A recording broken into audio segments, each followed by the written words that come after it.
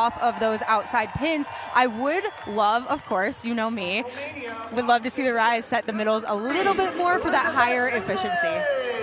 Now we would like to welcome all of you watching along on YouTube who have just jumped in. Dan Hasty, that's Katie Olson, and KO, as we've been setting the table for this match. And by the way, we're in First Serve right now, presented by Morning Bell. First Serve for tonight's Rise meeting with the Fury, always presented by Morning Bell. Open every day from 7 a.m. to 3 p.m. at Breton Village, Bridge Street, and East Beltline. Brunch is always a good idea with Morning Bell. So there are some familiar faces back for the Grand Rapids Rise. We've already talked a little bit about Carly Snyder. There's also a few other pieces as well. Alyssa Jensen is back as well. That's a Kathy George staple, is it not?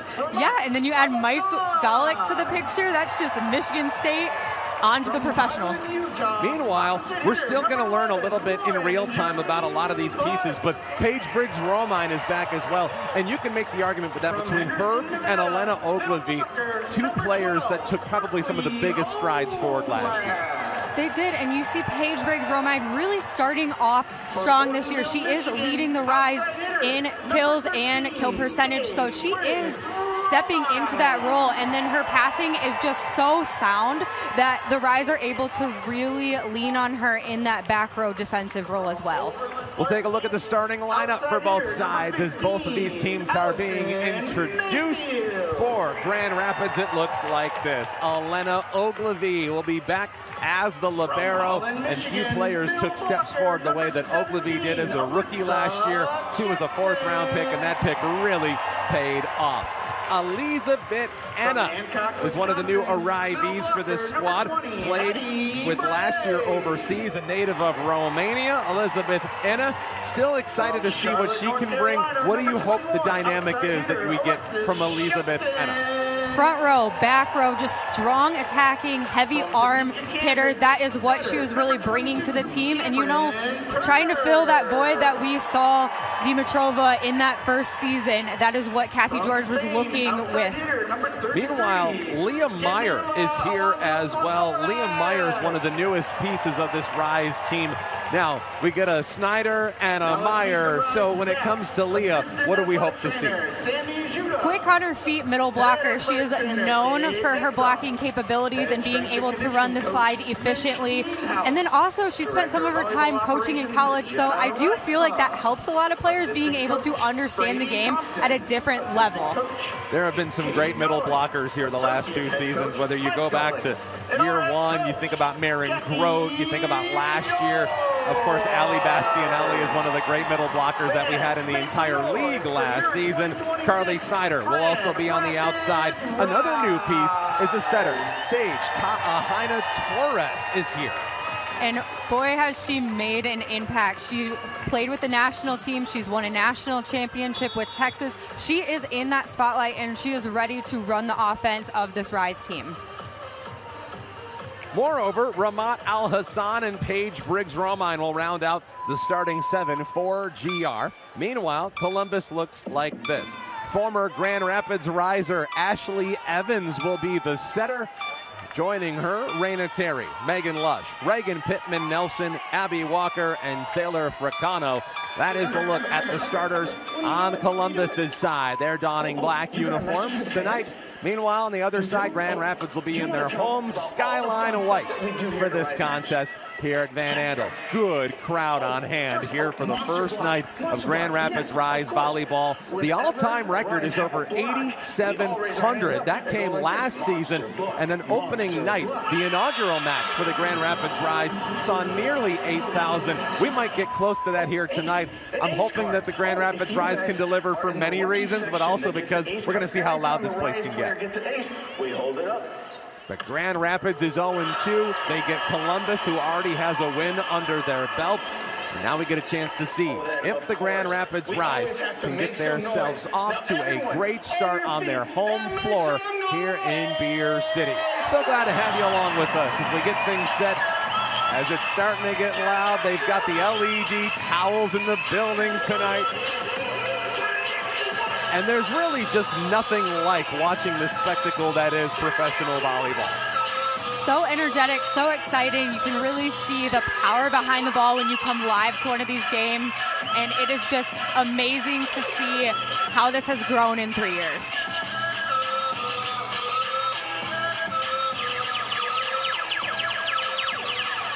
We talked about some of the starters for the Grand Rapids Rise. Another one that we didn't get a chance to talk a whole lot about is another middle blocker, Ramat Al-Hassan, a former Florida Gator, a former teammate of Carly Snyder's, and now we get a chance to reunite those two. What are they hoping to get out of Ramat Al-Hassan?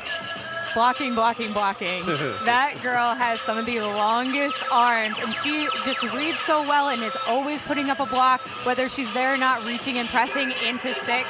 I mean, you saw that on Florida back in the day when she was playing there with Carly Snyder. They just put up a wall, and I think that's what Kathy George is really going for, trying to bring blocking back to the Rise. The first serve goes to Columbus, Megan Lush. 17, Megan Lush. Former Penn State Nittany Lion, a 2-time national champ. Serves it up, and we are underway. Nearly an ace, but Paige Briggs-Romine able to dig it out. Paige Briggs-Romine took so many huge steps. There's a swing from the middle, and Columbus gets the first point here. Comes from the middle, and it comes from Abby Walker, 1-0.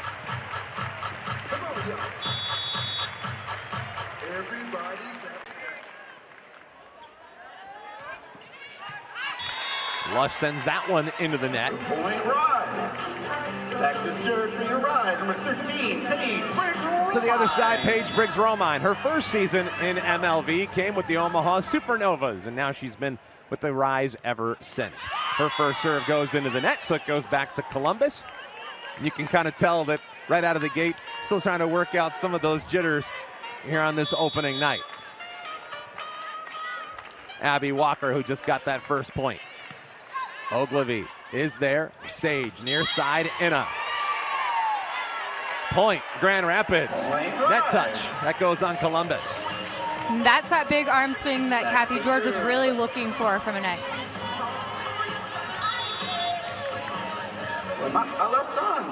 All tied up. Ramat Al-Hassan's first serve as a riser comes over, and Columbus has it. Evans sets it up, and down it goes from the far side. Taylor Fricano, the former North Carolina Tar Heel, bangs it through. Then we'll go back to Fricano. Columbus comes in at 1-1 after their opening night win against Atlanta. Briggs-Romine, Sage near side, Inna a little too strong. The point goes to Columbus.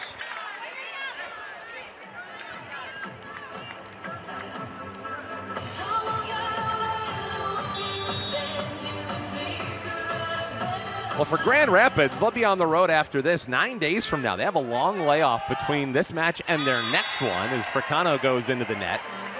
And I'm curious about what your take on this is, because you've been with a lot of teams. Katie was a setter at nearby Grand Valley State University. So from some of the teams, you had new teams every single year. I am curious how long you felt like it took to really kind of know what you had to work with, as that one goes out of bounds. And a little bit long, it goes back after the miss from Enna. It's really how much training you have before trying to figure it out, and then you know you have those people that really aren't doing too well at the beginning of the season, and then they have this major breakthrough. So halfway through the season, you have a better idea of what those lineups are looking like. Free ball comes over from Ogilvy. Evans sets it up, and a back row attack is handled, but it comes back once again. Diving play kept alive, but not for long, as the point goes back to Columbus. 6-3 Fury.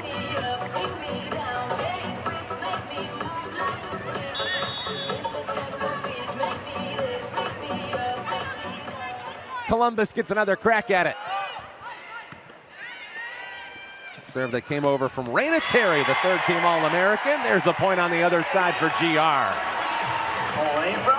What a beautiful pass that really started that all off. They were in system and able to get Carly Snyder that seam in that block. And as it always seems to work out, they end up at the service line. One of the best setters in all of the MLV is Sage Ka'aina Torres, and now Carly Snyder, one of the best servers, as Columbus Fury get that point back.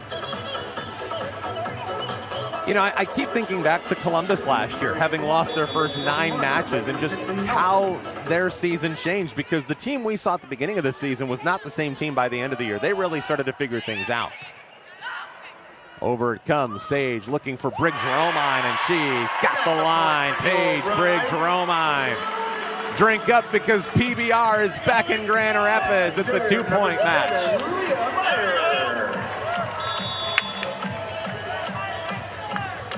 Back it goes, Leah Meyer. One of the newest members of the Rise. Expected to provide a lot in the middle. Big swing from Terry, handled there by Meyer, and Grand Rapids with a chance. Briggs-Romine swings, and it's handled by Columbus. Evans giving it up in the back row, and a monster block out in front. Elizabeth Anna, and back and forth the hands go here in GR.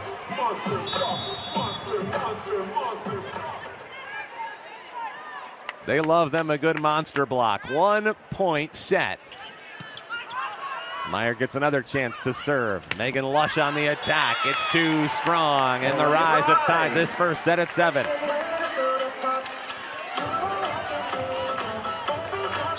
Well, good to see the Rise find a way to get a batch of points like that early on. They're still figuring out one another. So many teams are this time of year. Leah Meyer's here, and right in the middle, Ramat Al-Hassan with the slam, and the Rise have their first lead of the year.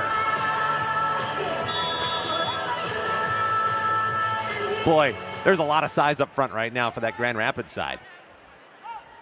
Meyer donning those pink sneakers, nearly aced it. Fight at the net, partially blocked but kept alive. Sage looking far side, swing from Paige Bromine. Other side, Megan Lush swings, too strong, point GR. And the Rise are on a heater here in GR. Lush is really going for the top of those hands, and she is just barely missing them, so I'd expect her to come back and tool. That brings us to a timeout. We'll keep it right here. It is simply a team timeout, so it's only a 30-second timeout. But when you think about what Grand Rapids wants to be, you know, I felt like in the first year, their identity lived kind of on the outside. Claire Chaussee, Air Claire, if you will. And then last season, it almost felt like their strength came in the middle. What version of volleyball do you prefer among those two? Oh, man. I mean, I would love it put together, of course, but the middles. I personally, as a setter, absolutely love feeding my middles and then getting those pins on those one-on-ones. So really putting it all together, and I think that's what they're focusing on this year with Al-Hassan in the middle, such a strong blocker, and then Paige Briggs-Romine really stepping up on that outside pin. Ramat Al-Hassan already making her presence known. We've already seen a couple of big plays from the middles.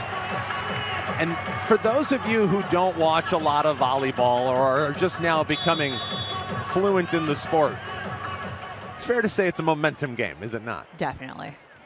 Meyer serves, and Columbus looks to set up. Evans for Lush, soft tap, comes back. Anna for Sage, looking for Paige. It's blocked, but it comes back. Fight at the net. Anna over to Columbus, and here come the Fury. Lush swings. Good diving play there by Briggs-Romine. A free ball back to Columbus. They look to Lush again, partially blocked, and the Rise have a chance to respond out of the timeout. Carly Snyder swings, and the Fury are there for it. Back row attack, big swing, Raina Terry out of bounds. Point Grand Rapids. What a rally, and that all started with a dig from Leah Meyer and Al-Hassan getting up and taking that ball over. Middles helping middles for the Rise. At one point, it was a 6-3 lead for Columbus as that one goes into the net. So that long rally finally comes to its end. But since that time, a 7-2 surge for the Grand Rapids Rise. Ashley Evans, the person who has the first serve in the history of the Grand Rapids Rise at the service line. As Anna able to put it down, Elizabeth Anna, and it's back to a 3-point edge for Grand Rapids. You know, last season, KO, it sort of felt like Grand Rapids had the talent, but they were kind of looking for those moments where they could show some killer instinct. Just a little bit of that termination, finding that terminating player. Little setup to the middle, and a big slam for Abby Walker, make it 11-9. We talked about Ashley Evans. She is back. Grand Rapids is extremely familiar with her. How does that affect the dynamic? Because you don't really need the scouting report when they're in your building for an entire calendar season. Yeah, and then she took a whole year off and played overseas. Coming back, she knows what this arena feels like, how to play. So I think she has the advantage for the Fury side. Another point for Grand Rapids, make it 12-9. They've got that 3-point advantage. Ever since their slow start, they have stormed back. That's Paige Briggs-Romine at the service line for the Rise. Comes over, Ashley Evans looking far side, and a swing lands for Taylor Fricano. Taylor Fricano, 8 years pro, most recently in South Korea. Meanwhile, Abby Walker gets the chance to serve, and Grand Rapids looks to set up. Anna had it blocked, and down it goes on the line, Raina Terry. Two straight points for Columbus. That was quite a monster block by Raina Terry and Pittman Nelson up there. It's a complete wall. Abby Walker once again. Looking for Carly Snyder. She swings, and Evans is there to dig it out.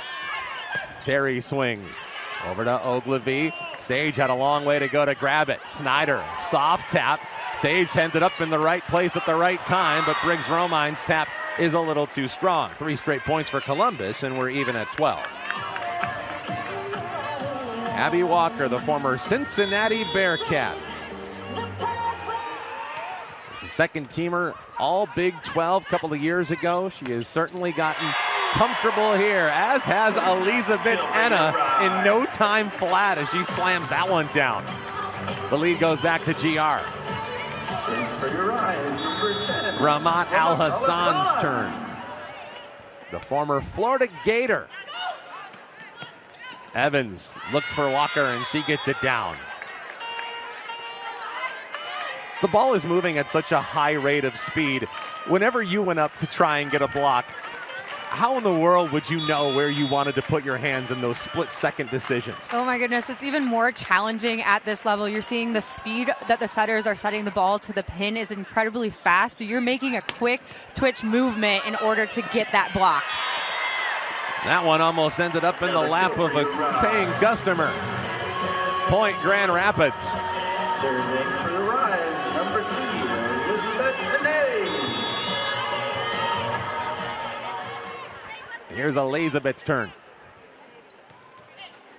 Pops it over. That was a low line drive, and now Terry clocks it. Grand Rapids is there, setting it up for Snyder. Another point for Grand Rapids. Carly Snyder pounds it down, and it's a 2-point Rise lead as they're 1 point away from our 16-point stoppage. Well, they have filled out the majority of the lower bowl here in Grand Rapids for this one tonight. Some of the best attendances of the year typically come on opening night. There's no surprise there. There's a little volley at the net, and we get a net touch. That goes on Grand Rapids, so it's a point for Columbus, who played Omaha so close in their last match. Even though they lost 3-1, no any particular set. There was not a single one that was decided by anything fewer than 3 points. Over it comes Snyder. Sage back to Carly, swings and slams it down. Carly Snyder again. And the Rise will take a 2-point lead into the timeout. We'll step aside with them. Grand Rapids looking for a set win in their season opener here in GR. This got Rise Radio right here, presented by U of M Health West.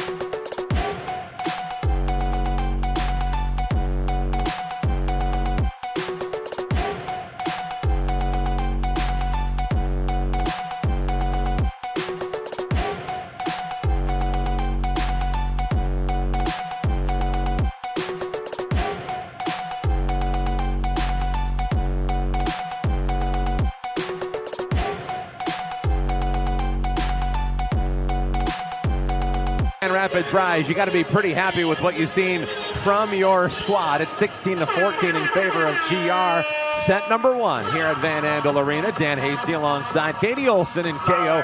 Right now, Grand Rapids has had some momentum after a slow start. Now it's just a matter of capitalizing on it. Really just finishing these last half of the game here, really pushing through and not letting up on that gas. This at least has a buzz in it here on opening night as the Fury get a slam from Ashley Evans. It's too strong and it's out of bounds.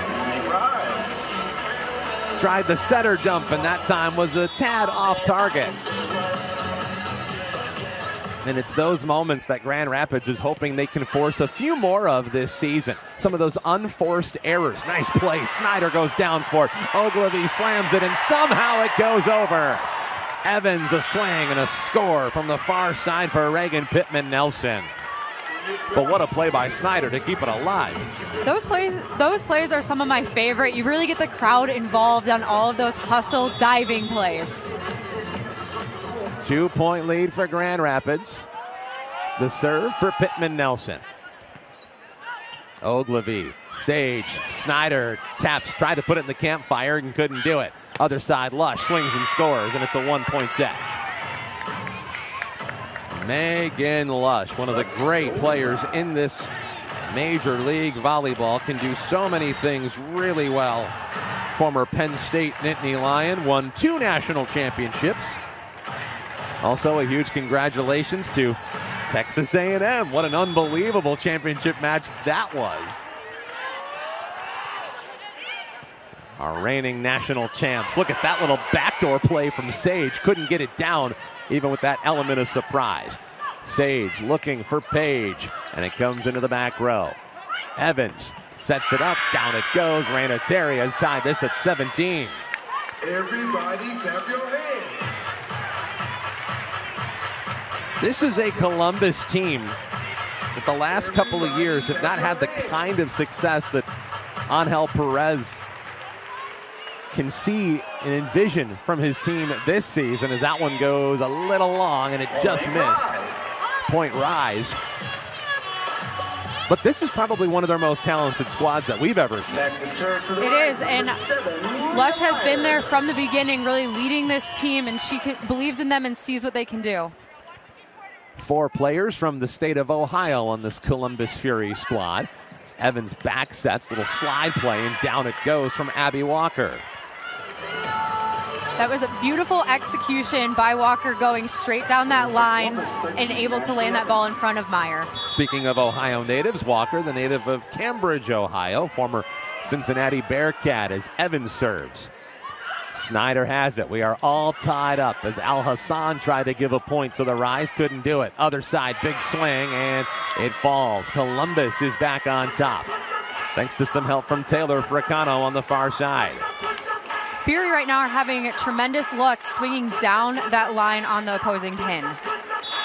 Largest Rise lead has been 3, but now it's Columbus's turn to play with the lead. Little setter dump there, we get a whistle.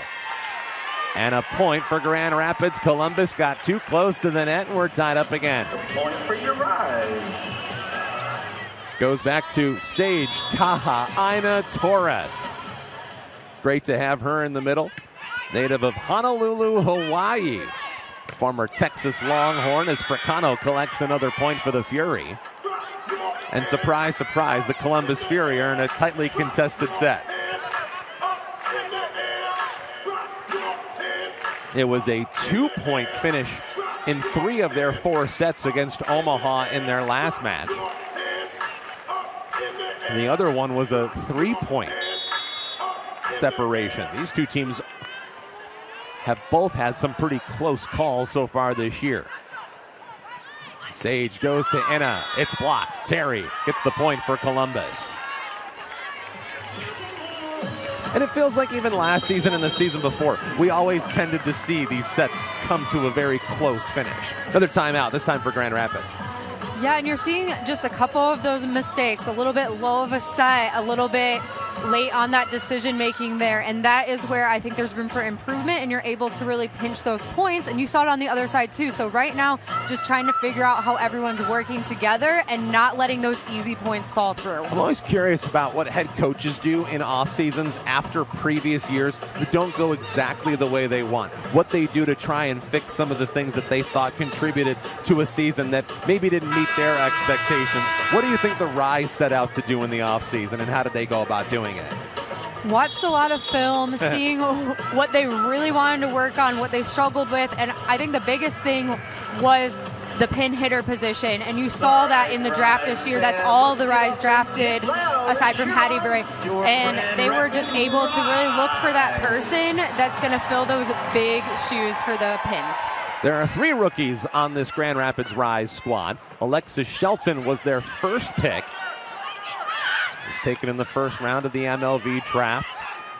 Sage looks for the back row help from Carly Snyder. Can't get it down. Evans looking far side. It is down. Point Grand Rapids with a big block. Now Grand Rapids, I didn't think they got that point initially, and I think Columbus is surprised as well. And I believe we're going to have our first challenge of the night.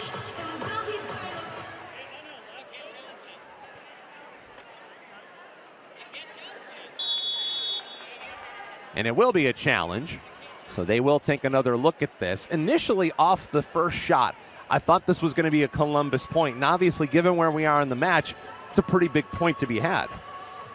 It is. Right now it's 20-21, so that could be a major move for the Fury, putting them up another point. You go from a 1 point to a 3-point lead instead. So right now, if you get that point on the Columbus side, that really does put things in your favor. But I think about some of the moves that Grand Rapids made in the offseason, bringing in Elizabeth Enna, Ramat Al-Hassan. Of course, they had to fill a big hole with the retirement of Ali Bastianelli. What was your sense on what you heard from Kathy George about just what she thought she was going to be able to do with some of these pieces, especially the new ones that she brought in? From the previous, they had such a strong blocking presence with Ali Bastianelli, and now you're seeing that they're getting more size with Grand Rapids. Challenge is unsuccessful. It is a point for Grand Rapids. Boy, it feels like an optical illusion, and it just goes to show you how fast this game truly is. Our replay system successful once again. A big shout out to our friends in Charlotte, North Carolina, helping us out to help us figure out a very big point here in set number 1. Fight at the net. It comes back to Grand Rapids. They've got a chance to tie it up. Carly Snyder couldn't get behind it, and it comes back to Columbus. Big swing, kept alive. Ogilvie. Briggs Romine has to go a long way. Snyder attacks and scores. We're tied at 21. What a play in the back row from Paige Briggs Romine. All tied at 21. And now it's PBR to the service line for GR. And it's a little too strong. Second time in this first set that Paige Briggs Romine has a service error, and that's a tough time to have one. Back to the Fury it goes. Abby Walker's turn. Ogilvie digs. Sage sets. Inna swings. It's blocked. Raina Terry. It's a 2-point edge for Columbus. And with how close these sets seemingly always go, it almost is very easy to harken back to the unforced errors. Snyder goes down for it, gets it right back and swings. Evans able to go down to get it. Terry swings. It's blocked. In the middle, that's Elizabeth Enna and Sage Ina Torres. Down a point. Here comes Grand Rapids, and they'll make their first substitution. Here comes Hattie Bray, who is said to be one of the stronger servers on this Grand Rapids Rise team. She is a middle blocker, so she'll bring a little size to the back row after she sends it over. And she does. Evans looking for Terry. Point, Columbus. Grand Rapids nearly got the block. It was awfully close. But now Hattie Bray comes out. Ramat Al-Hassan takes a seat. Elena Ogilvy is in, and now we have ourselves at set point here in the first. Another serving sub, this time Kamaili Hiapo. Snyder to Sage, I gotta have it point for Grand Rapids. And Columbus has it, a chance to win. Evans had it dug out by Ogilvy. Snyder swings, popped up there, and another chance. Terry pops it. Down goes Grand Rapids to keep it alive with Sage. Carly Snyder swings, and point Grand Rapids. They stay alive as Columbus mishandles on their end. Oh, that was a long rally, and Grand Rapids had to earn it. Elizabeth Anna. Over it comes. No margin for error for Grand Rapids. Slide play. Tap. Pancakes by Ogilvy. Snyder swings. It is long. Columbus takes set number one. Snyder tried to swing for the set. Thought maybe they might try and challenge it, and it was awfully close. But a little long, and Columbus takes set number one here on opening night in GR.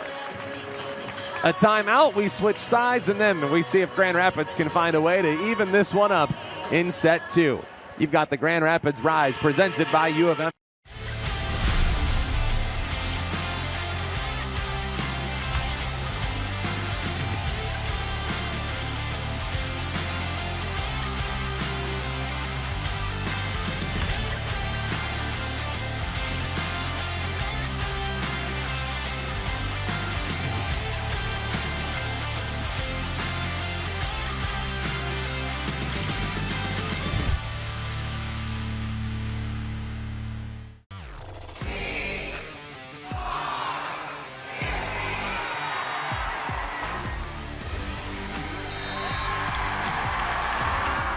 Fans, it's Abby Walker. See you at Nationwide Arena on Saturday, January 17th, 7 p.m. as we play Indie Ignite. We can't wait to see you.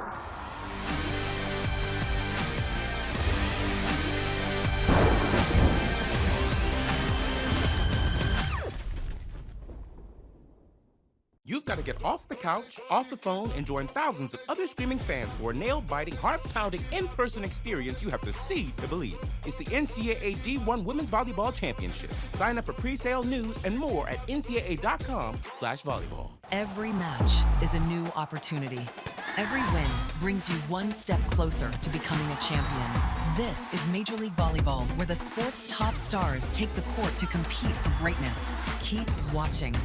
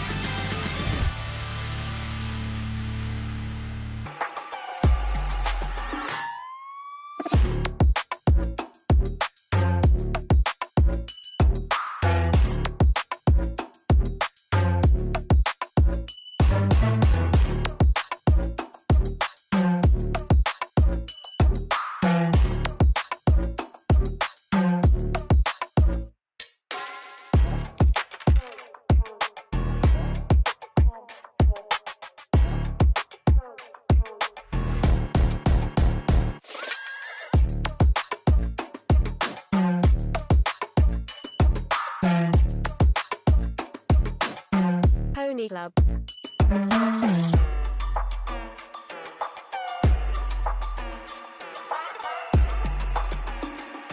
Ready for set number two here in Grand Rapids, Michigan. It is opening night for the Grand Rapids Rise. Dan Hasty, Katie Olson, thanks for hanging out with us. on the first night of volleyball back in GR. Now it officially feels like the new year, but Grand Rapids has some work to do. They get in the first set and they don't get it to finish the way they want. Columbus gets themselves a win after Grand Rapids had spent all that time working out of that big hole. What did Columbus do to figure out a way to close it? They were just able to contain, and they had strong pin hitters that were able to get a higher hitting percentage, which is where you saw them get a couple more points than the Rise. Let's start set number 2 with an ace from Sage Caja Torres. First ace of the year goes to Sage on the Rise. Goes with the low line drive this time. The swing from Facano, and she plants it. Sailor Fracano evens us up at 1. Rise went on a huge surge at the beginning of that first set after the Fury had built up a 6-3 lead, scoring 7 of the next 8 points. But the Fury got things figured out pretty quickly from that point on. Over it comes. Now the Rise look to attack. Anna.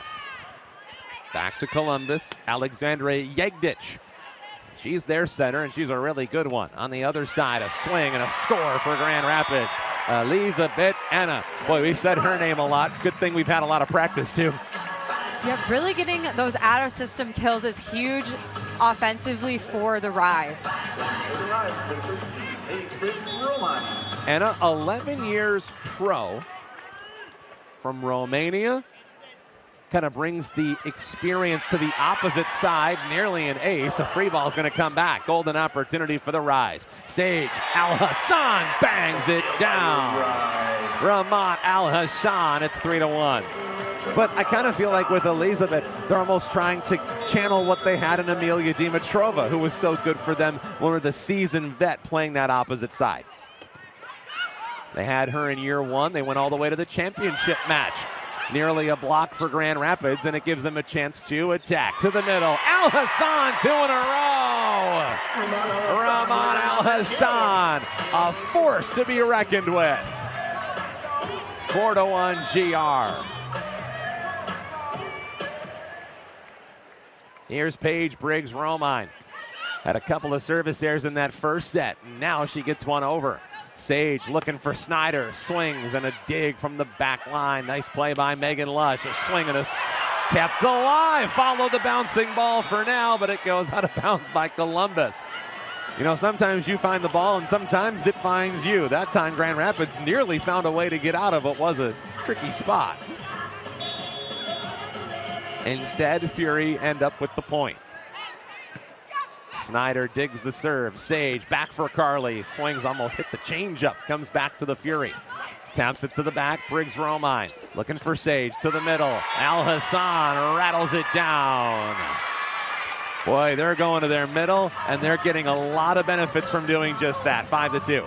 She's got the hot hand right now. If I were Sage, I would keep going back to that middle. Here comes Leah Meyer back in. Elena Ogilvie takes a seat for GR. Al-Hassan pats it over, just got it across. Far side a swing, and Al-Hassan goes down to get this one.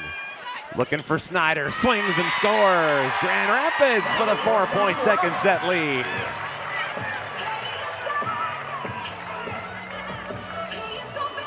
I think that's always what separates good teams from great teams is, you know, a lot of teams can go after the hot hand. The question just becomes, how often can you find one?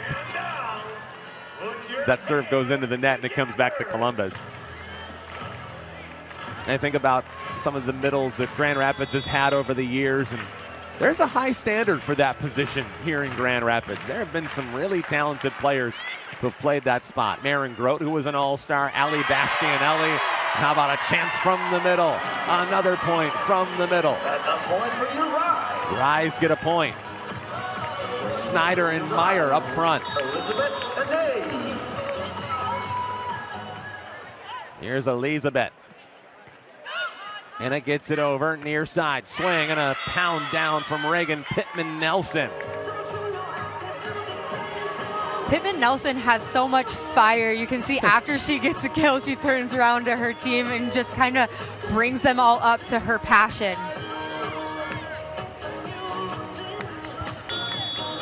3-point lead for Grand Rapids. Columbus has the serve, and they've got it with one of the greats in the MLV, Arena Terry, who's had some wonderful matches against Grand Rapids in her career. Great pancake, that's Fricano. Other side, Lush. Paige Briggs-Romine down to get it. Slide play, it's down, Leah Meyer.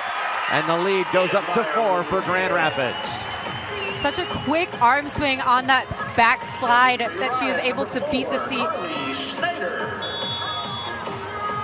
And it goes back to GR. They get to put one of the best servers in the league on the line. Carly Snyder with a wicked shot, drawing the oohs and ahs of the crowd. It comes to the middle, and Ashley Evans does the rest. The former riser makes it a 3-point GR lead. And we noticed with Ashley Evans 2 years ago that when she was at her best, she was landing those plays just like the one she hit just there. Ina Torres gets it. Meyer swings, and it is down. Liam Meyer and the Rise are in control in set number 2. And the question just becomes with Ashley Evans, how much is she willing to do that? She is a pretty offensive setter, so that is great for her team, and then being able to hit those sidelines. Meyer over, Terry goes down. Columbus with a chance to return it. Diving play, Snyder keeps it alive. Briggs-Romine got it blocked, kept alive. Al Hassan push play across. Columbus looks to attack. Terry got it blocked, but back to the Fury it goes. Lush swings, too strong, but it is deflected by Grand Rapids. Will we have a challenge here? We sure will.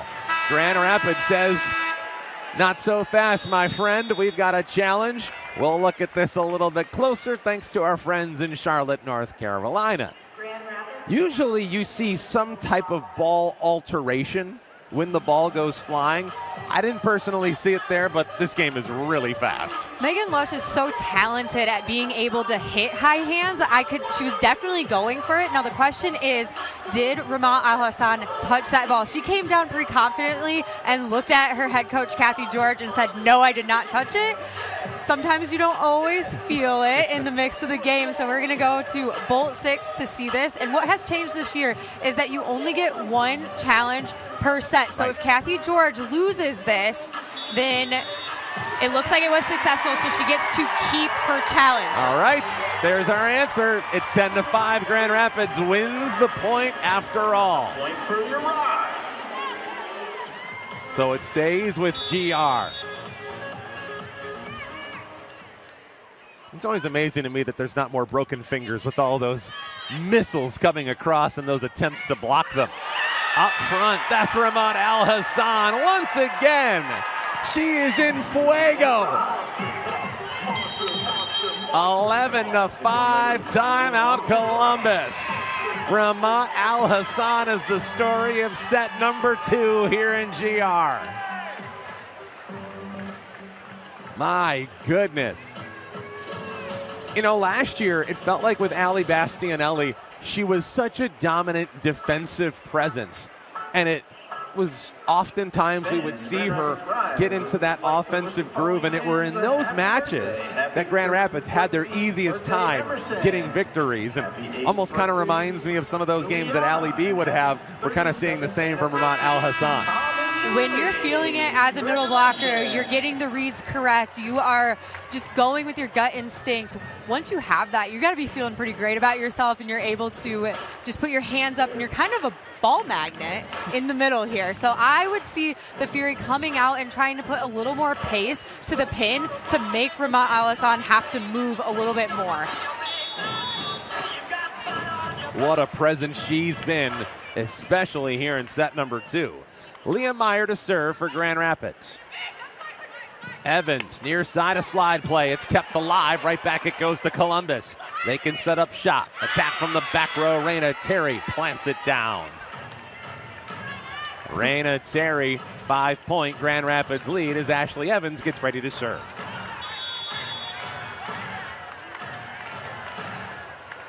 Evans, who ended up going overseas last year. She played in Italy. As that point goes to Columbus once again. They couldn't have Grand Rapids handle that one in the middle. But she played with Bergamo before she ended up coming back to the States to join the Fury. She is a local as it pertains to the Columbus Fury, the native of Liberty Township, Ohio. There's another point. Is that Al Hassan again?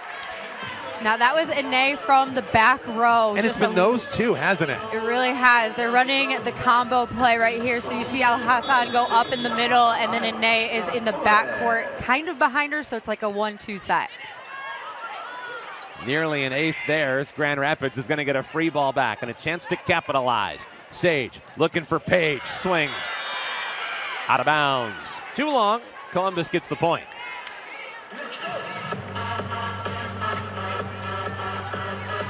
Over to the Fury and Megan Lush.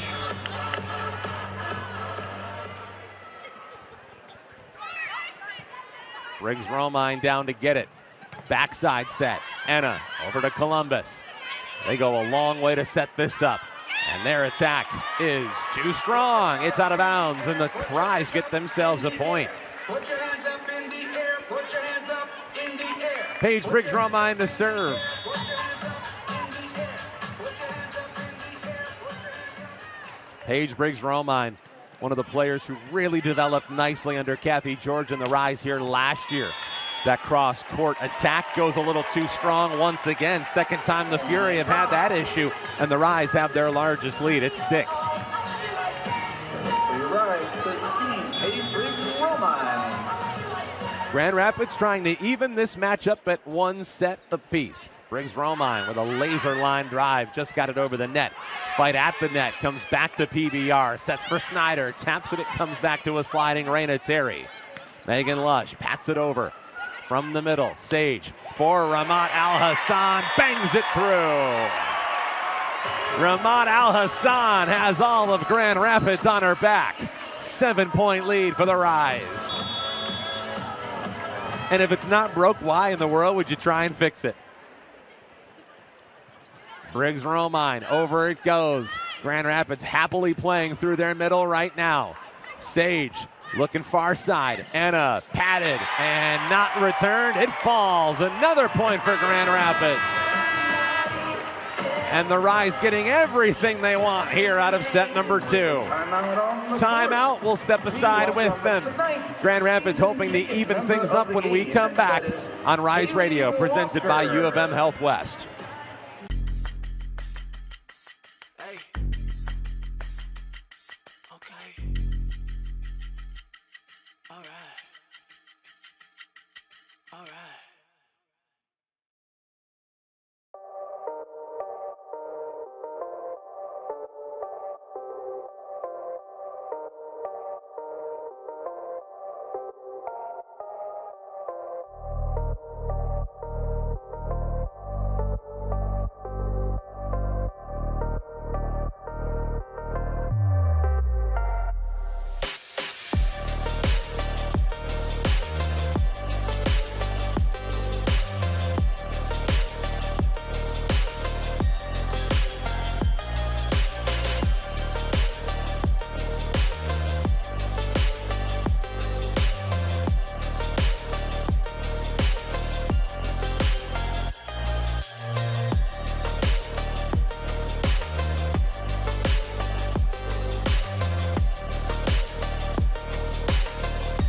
To 8.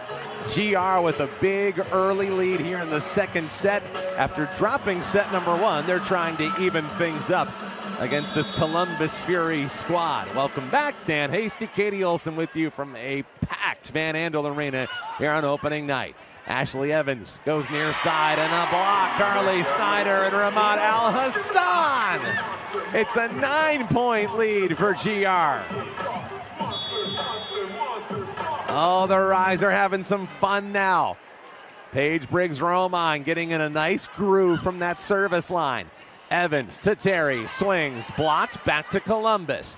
Evans looking for some help from the back row, but Grand Rapids is there. Ogilvy for Snyder, swings, diving play in the back, Lush. What a job. Other side, Fricano can't get it down, and the Rise have a chance to send it back. Snyder swings, too strong, point Columbus.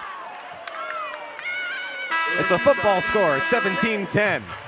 And looks like Snyder really wanted to touch on that ball, so I think we are going to have a challenge here. Did she get that hand? And what's interesting is that Carly Snyder is pointing to her ear. She's almost kind of doing one of those rubbing motions with her hand, almost to say, I heard something. And sometimes that's all you can go off of in this game. You know, she did take a little bit pace off of that ball, so she was going for those high hands. The question is, right now, did she get it? And why not challenge? You have one to use.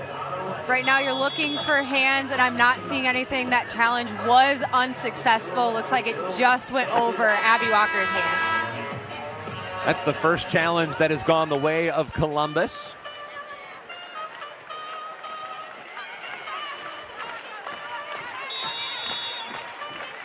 And it's the Fury's turn to serve. Briggs Romine tried to set it up and couldn't dig it out the way she wanted to. Point Columbus.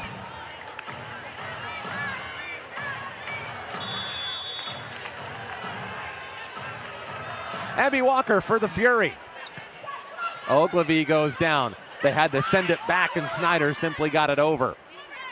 Far side, Terry swings, blocked, comes back. Columbus from the back end. Looking for Terry, swings, blocked again. Al Hassan is everywhere right now. And now a swing, a point. Columbus gets it, far side.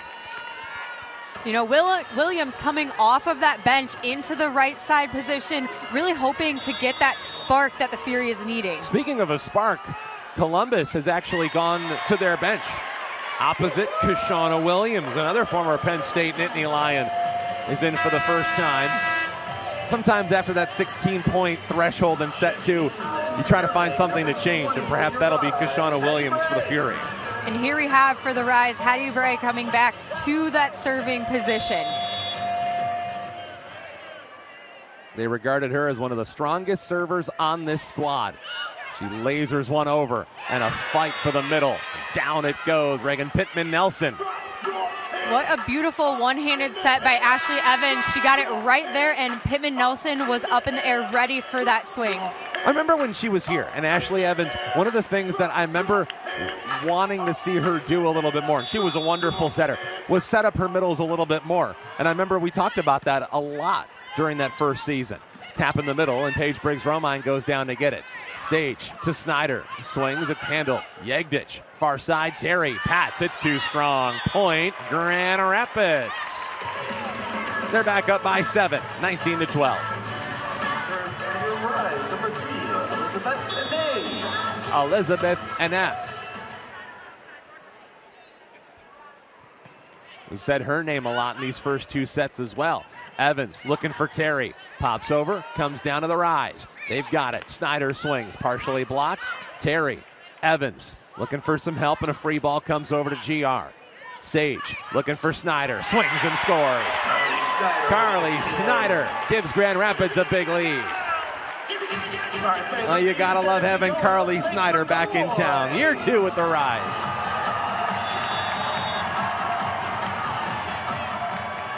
Elizabeth Anna tips the top of the net as it comes over. A slide play and a point for Reagan Pittman-Nelson and the Fury.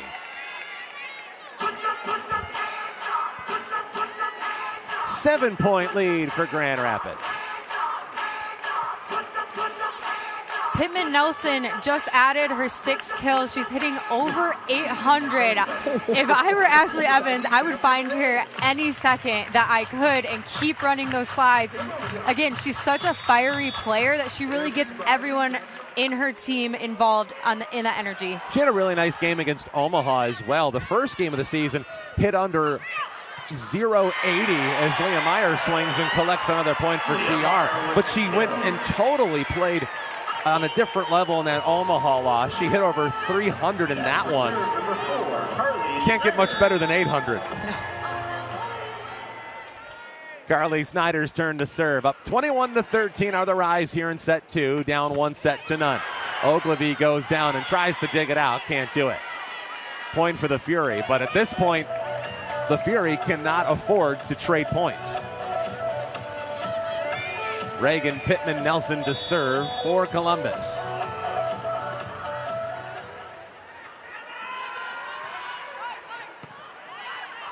Over it comes to the rise. Briggs Romine swings, and that one ends up in about row 4, pulling Grand Rapids. I was trying to put my finger on who Reagan Pittman Nelson reminds me of. Former Rise setter August Rasky. She's got the very colorful braids, much like August did during her season last year as a member of the Rise. It's an 8-point lead for GR. Leah Meyer, into the net it goes. It's a point for Columbus.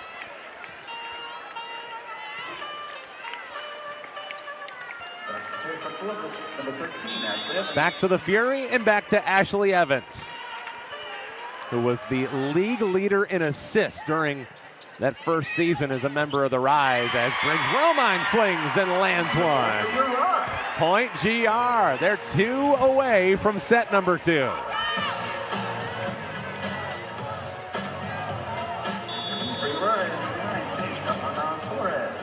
Sage Kaha Torres lasers one across. Evans looking for help. Kashana Williams. It is blocked. Elizabeth Anna. And it's time to rise up here in Grand Rapids. Set point here in the second.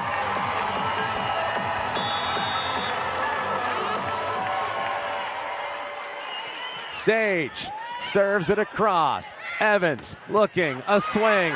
Down they go, and point Columbus. Ogilvy did all she could. Snyder couldn't get there in time. And now it's a chance for Columbus. They need a whole lot of help. Megan Lush at the service line. Softly over. Al Hassan bumps. Sage looking for PBR. Comes up. Ashley Evans leaves it to the middle. Comes back to GR. A chance to take set 2. Not this time, as Evans is able to dig it out. Kashana Williams swings. Grand Rapids is there. Bump in the middle. They weren't timing it out quite right, and out of system go the Rise, and a point goes to Columbus. Right there, those are those communication errors that you do not want to have this late in the set. Let's go Rise is the chant here in GR. Serve from Lush comes over. Sage looking for Enna. Fight at the net. It's popped up. Sage has it. Looks for Briggs Romine. Down it goes. Set. Rise. And we're all even at 1. PBR serves up the winner in set 2.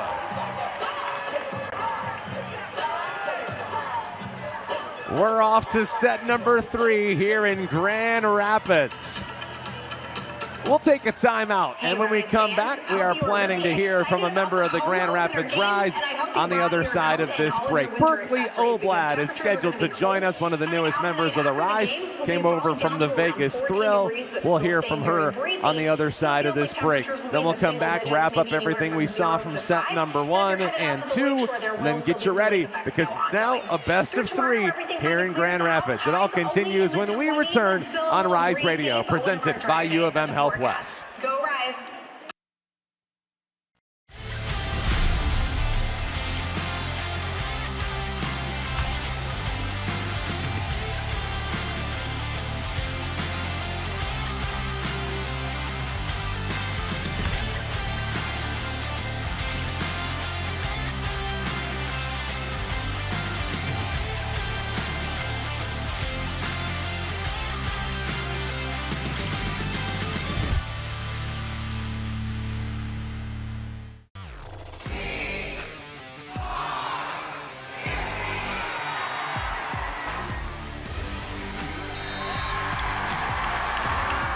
Band, Abby Walker.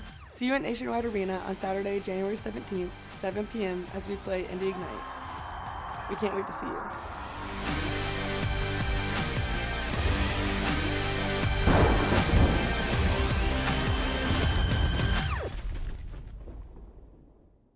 Every match is a new opportunity.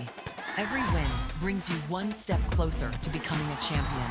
This is Major League Volleyball, where the sport's top stars take the court to compete for greatness. Keep watching.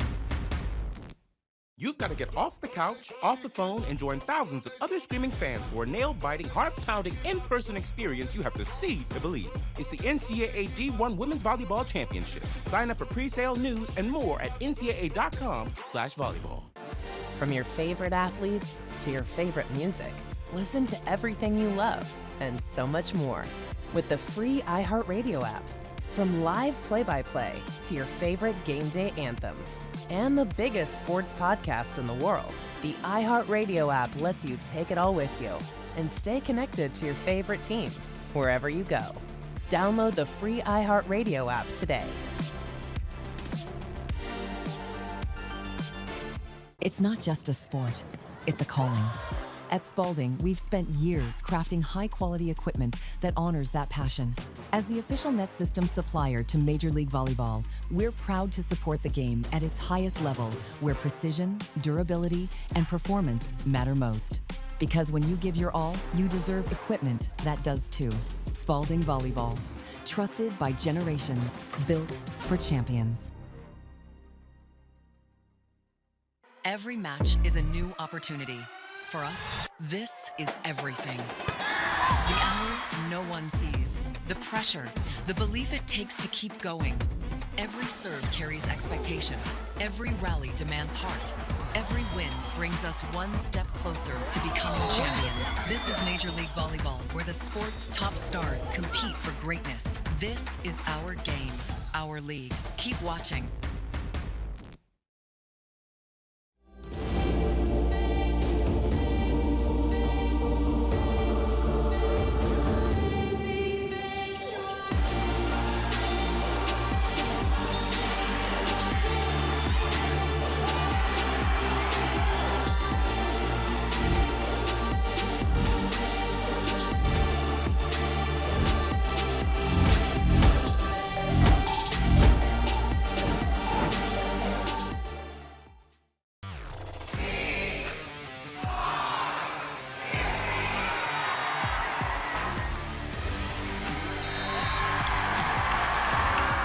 Fans, it's Abby Walker. See you at Nationwide Arena on Saturday, January 17th, 7 p.m. as we play Indie Ignite.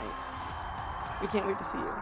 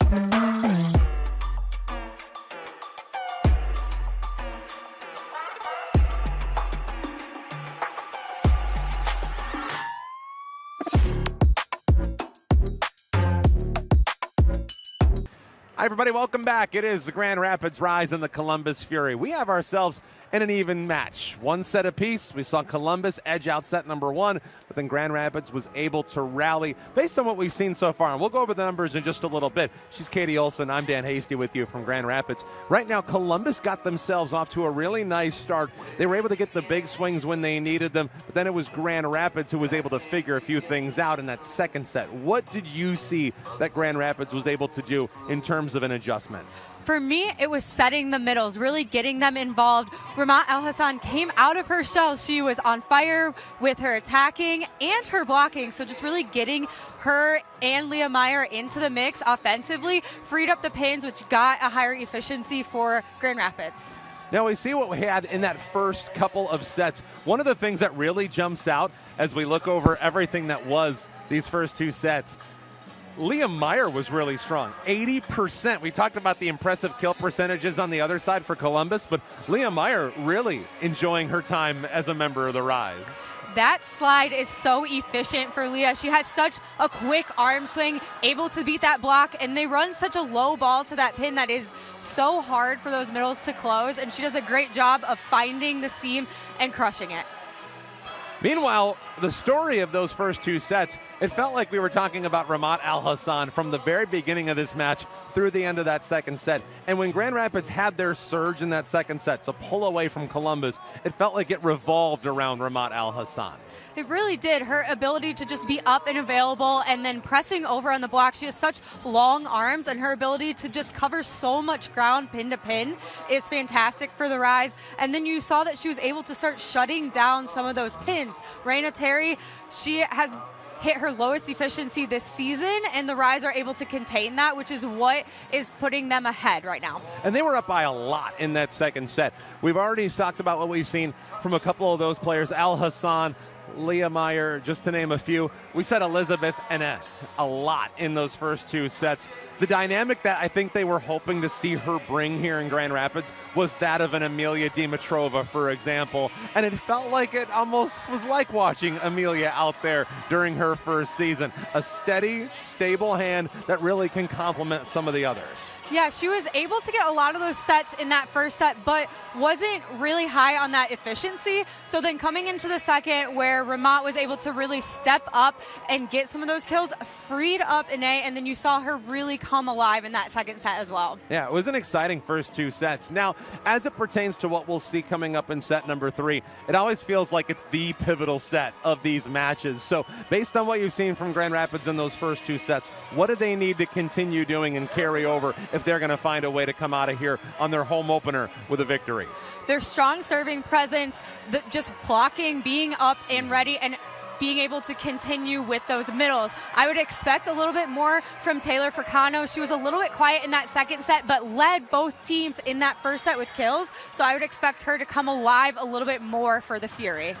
I'm actually glad you mentioned that. I'm actually glad you mentioned what we saw from Taylor Fricano, because she's one of the more talented players in Major League Volleyball, and yet Grand Rapids was able to sort of contain her. So in that sense, what else did you notice in terms of maybe a defensive plan on Grand Rapids' side? How much of a priority was she, and were they really trying to kind of neutralize the threat that is Taylor Fricano? Yeah, they were pretty good at getting a block in front of her. Now you're seeing that they did switch back to Williams on the right side. So being able to find that positive matchup for Terry and Williams, separating that, because you saw Pittman really come alive, which alleviates some of those seams in the pin. So we're going to see if Williams can step up to the plate for the Fury and fill that missing piece. We're ready to start set 3 here in Grand Rapids. It comes over, and it's an ace right out of the gate for the Fury.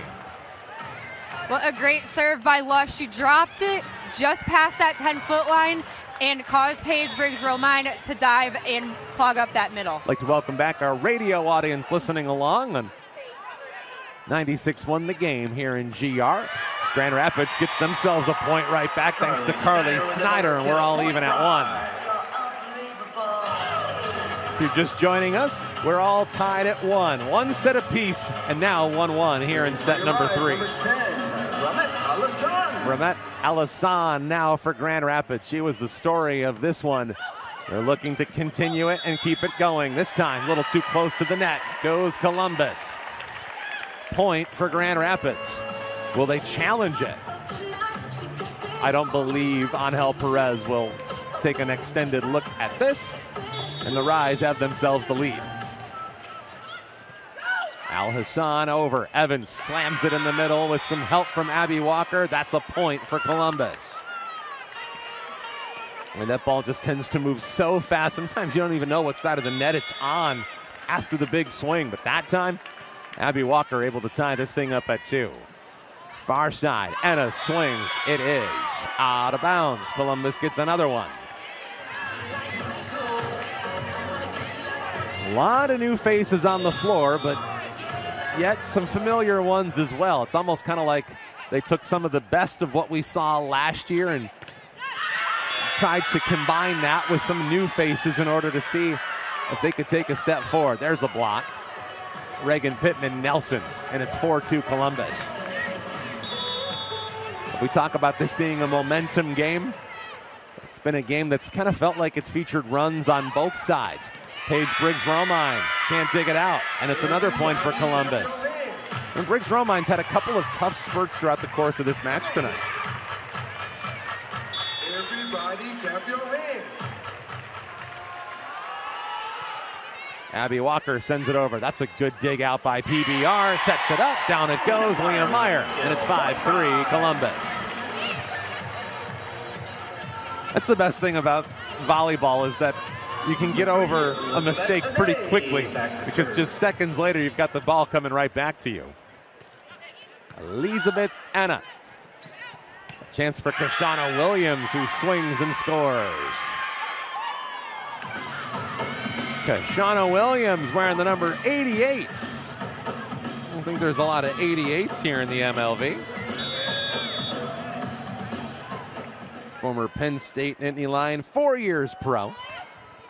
Her serve handled by Briggs-Romine. They look to Snyder.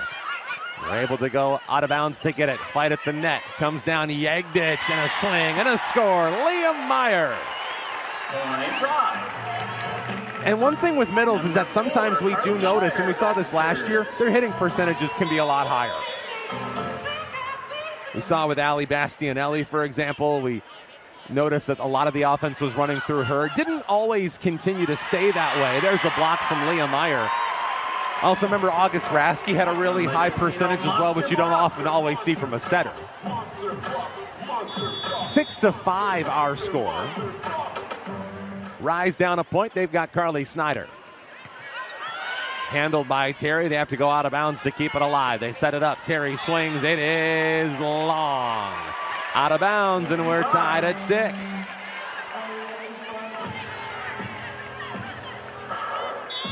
On the floor for the Rise, it's Ogilvy, Anna, Snyder, Meyer, Paige Briggs-Romine, and Sage Kaha-Aina Torres. Ashley Evans, little pad over. As Sage sets it up, it is blocked. Reagan Pittman Nelson, she is a force to be reckoned with. And the lead goes back to Columbus. Just showing you why she's #1 in blocks in the MLV currently. She's had quite a few tonight as well to add to that. It's now her 3rd different team in the MLV. She's played for Atlanta and San Diego as Terry serves. Fight at the net. Ogilvy goes down to keep it alive.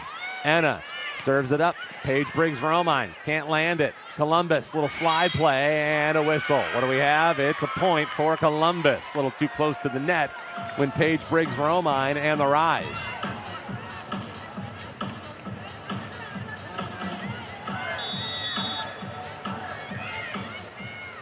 Raina Terry at the line. Her team leads by 2. Columbus 8.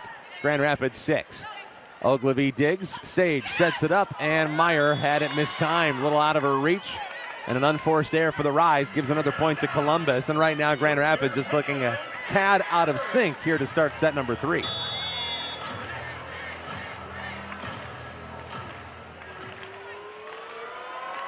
Terry comes in, pats it across. Ogilvy down to get it. Kaha-Aina Torres to Briggs-Romine. There's a swing and a score for PBR. And if you're the Rise, I would imagine you're trying to go back to what got you that big surge in set number 2 as Ramad Al-Hassan comes back on the floor.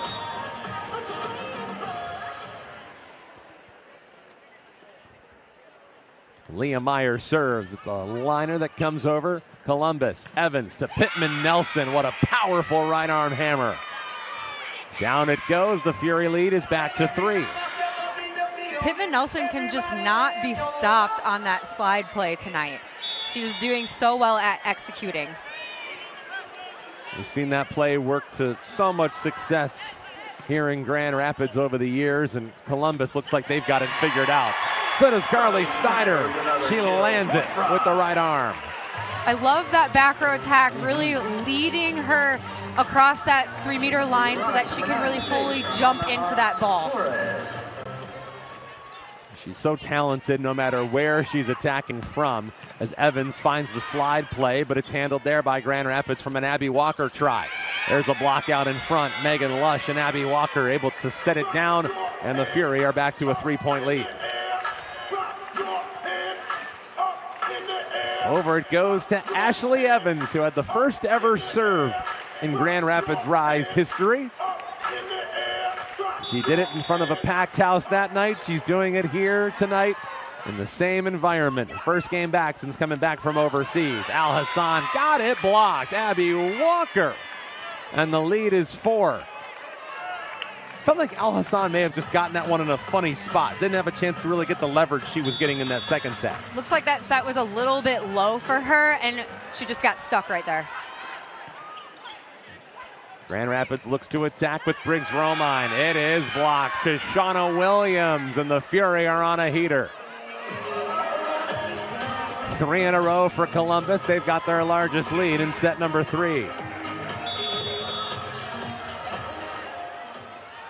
Ashley Evans once again. Snyder digs. Sage for Al Hassan. There's a point. May as well go to the bread and butter play. And now the deficit is 4 for the Rise. Number 13, Paige Briggs Romine. Comes back to Paige Briggs Romine. Had a bit of a bumpy first set with her serve. Second set really got in a groove because her team went on a big run with her at the line. They have a chance here. Al Hassan got it blocked. Back to Grand Rapids. Sage looking for Enna. She swings and Terry digs it out for Columbus. Far side, Abby Walker gives it back to the Rise. Ogilvy for Snyder. Swings. It is off the net and long. Out of bounds, point Columbus. Boy, that one just rode the top of the tape, didn't it?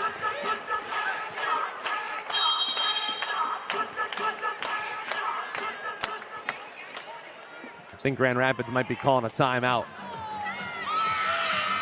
And they will. So they'll talk about it, and we'll talk about it with them. Dan Hasty, Katie Olson with you here from Grand Rapids, because right now we have seen Columbus pretty much have all the momentum here in set number 3. What's been the biggest difference for them, at least to what we've seen to this point? Regan Pittman, I think getting her involved offensively, and then she's such a strong blocker, really fighting to close, fighting to rally her team behind her. I think she's been a huge asset to her team in this third set. And then also Williams coming off of the bench and making a positive impact. She's added a block here, a couple kills. That is great to see off of a player coming off of the bench into the game, replacing such a strong opposite hitter as well. Yeah, I feel like, and sometimes you're just trying to change the dynamic. You're trying to get a little bit of a spark, some energy, and Kashana Williams has been exactly that for them tonight. She's been great, and some players just match up a little bit better than others depending on the team, which is why this league is so amazing, and you're able to really go to your bench for that depth. It was a very busy weekend in the MLV as Ramat Al Hassan gets a point back for Grand Rapids. The 7 matches on opening weekend showcase the even balance of these teams in the MLV. A total of 16 sets out of the 27 they had margins of 3 points or less, including all of the sets in that loss for Columbus against Omaha in their home opener. As Raina Terry slams one down and scores. Back to a 5-point lead for the Fury. They also had some good attendance, nearly 4,000 on average. And once they add the numbers from Grand Rapids tonight, that looks like it'll go up a bit. Grand Rapids to the middle. Meyer diving play. Terry couldn't save it. Point GR. Little soft serve there from Leah Meyer, and it's back to a 4-point match. Number 3, Elizabeth Ane, back to serve for your Rise. Elizabeth Ane.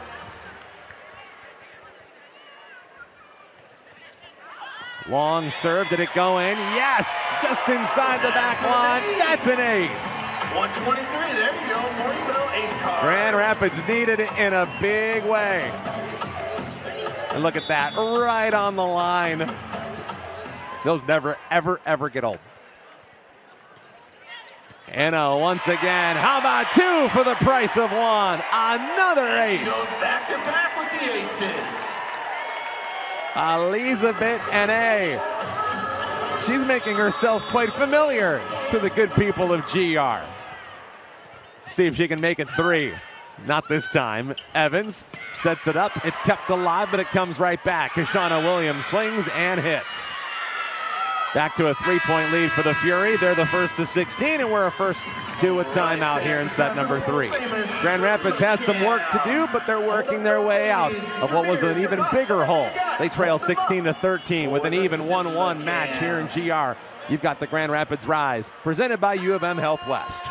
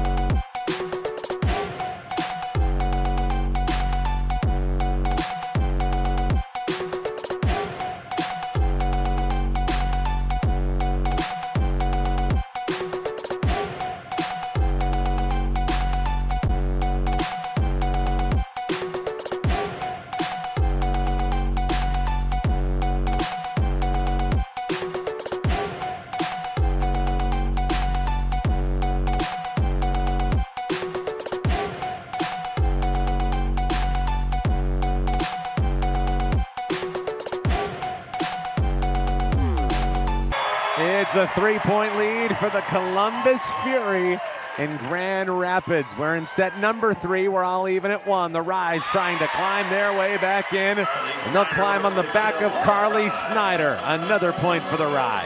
She goes back to serve. She was an all-star in the MLV last season. Now back for more here in Grand Rapids. That wicked serve nips the line. It's another ace. And the Rise are getting hot from the service line. They were down by 5 now. They're a point away from tying up set number 3.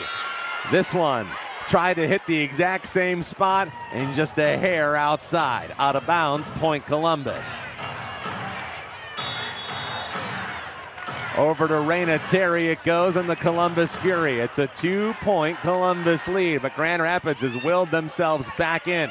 Now can they take advantage with Paige Briggs-Romine? Not there, but back to Grand Rapids. They set up PBR again. It's popped up. They're going to do everything they can just to free ball it over, and they do. Briggs-Romine. Sage looking for a slide play. Meyer has it blocked. Megan Lush knocking that one down with some authority, and now Columbus starting to stabilize a bit. Big point to be had right here. Raina Terry lines it. 2 players go down for it. Ogilvy and Snyder. Terry attacks and scores. Raina Terry, that's 3 in a row for Columbus. And a timeout for Kathy George in Grand Rapids. It's a well-timed timeout. 4-point Grand Rapids deficit. Well, to GR's credit, their crowd has been in it from every moment since we started this match here tonight. Now they're going to need a big run for GR to try and reclaim the advantage in this set. They've sort of been playing catch-up all night, haven't they? Yes, got to string together a couple of points here to really slow down the Fury. And you know the difference right now for me is that Raina Terry has woken up. She has came alive for her team.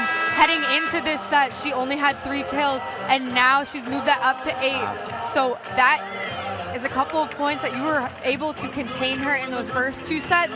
So finding a way to know where she's at to contain her a little bit more going into the rest of this 3rd set. Battle of 2 very talented outsides, with Raina Terry on the Columbus side and Carly Snyder for GR. Sage Kaha, Ina Torres, Leah Meyer, Paige Briggs-Romine, Elena Ogilvie, Carly Snyder, and Elizabeth Enna. And on the Fury side, Raina Terry to serve. Alexandra Yegdich is in, as is Megan Lush, Ashley Evans, Rashonda Williams. Meanwhile, in the middle, Reagan Pittman-Nelson.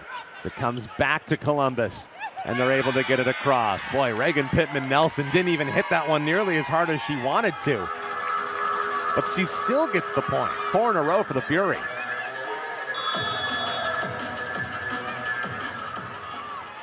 And perhaps Grand Rapids just a little bit out of place right there on that swing. Ogilvie receives it to try the slide play, and Meyer is too long, out of bounds. Feels like some unforced errors are biting Grand Rapids at a tough time. And right here, you're seeing this double sub come in with Lauren Jardine Clark and Cam Turner. We saw the Rise go to the double sub last year quite frequently, so let's see what Turner can bring in the setting position and Jardine Clark on the... Cam Turner was an important piece for this Grand Rapids team as last year progressed. I was very curious to see who would end up being the starting setter as Turner sets it up, and down it goes thanks to a back row attack from Carly Snyder. The advantage of having a setter coming off the bench and going into the game is you're able to watch what's going on in the systems on the other side, and then you have a fresh set of eyes coming into the court, and Cam Turner was able to do that. She played in 22 matches last year as a member of the Rise. She's really good. She got better as the season progressed as Megan Lush pounds that one down. Turner couldn't get to it. She was a third-round pick by Grand Rapids, who did pretty well overall, especially with some of their later picks in the draft last year. Elena Ogilvie was a fourth-round pick. Cam Turner was taken in the third. She was the former Big 12 Setter of the Year during her time at Kansas. But they've got work to do as the serve comes over. Turner to Paige Briggs-Romine. It is a point for the Rise. Fury tried to go block it, but couldn't get it down in bounds. And now, Lauren Jardine Clark. First time we've said her name. She came over from the Vegas Thrill. It was kind of a theme this offseason, wasn't it? Over it comes. A couple of players were former members of the Thrill. This one comes down for a point for Columbus as Jardine Clark couldn't get to that one.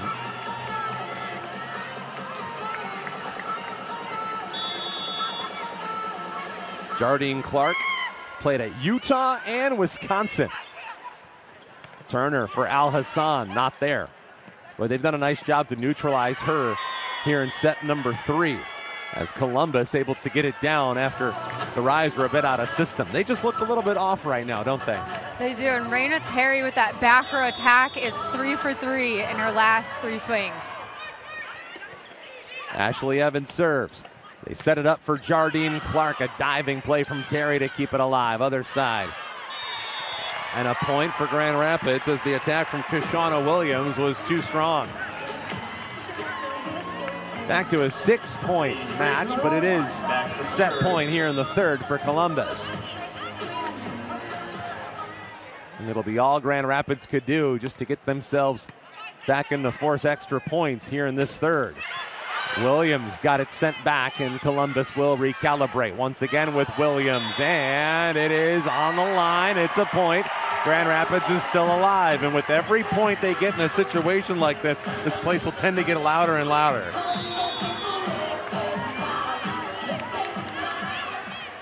Paige Briggs-Romine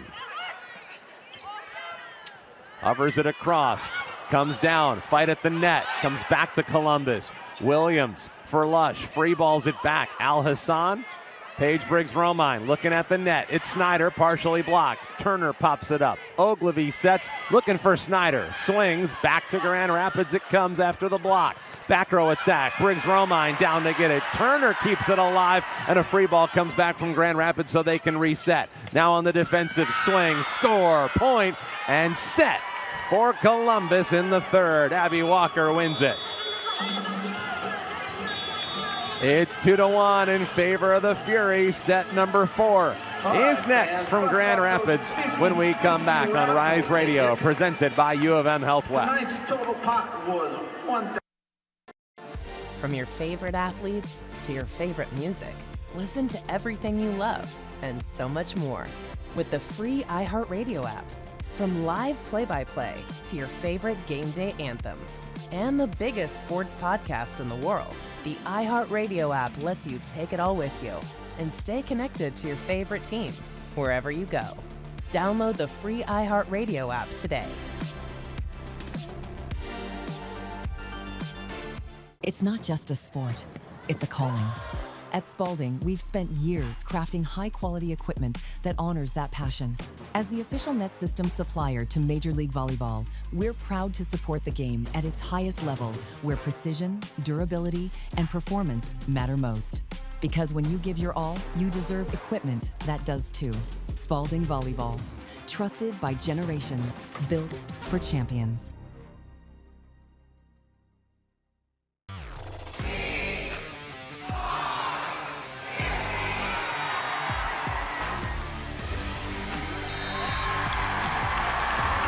Fury fans, it's Abby Walker. See you at Nationwide Arena on Saturday, January 17th, 7 p.m. as we play Indy Ignite. We can't wait to see you.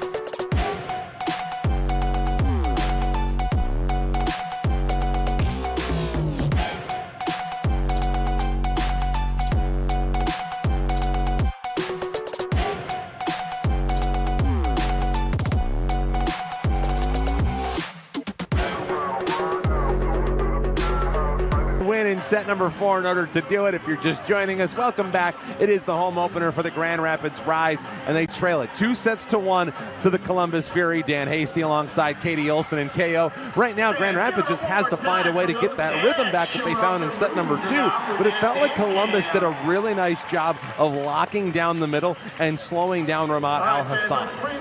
They did a wonderful job getting the Rise out of system a little bit more, and then on their side offensively, they got Reagan Pittman involved early, which cleared out and opened more shots for the outside. So you saw Raina Terry really come alive and see what she's been doing in the first 2 games of this season, because at the beginning of this match, Rise had her number. They were on her consistently, and then going into that third set, you saw her just really come alive.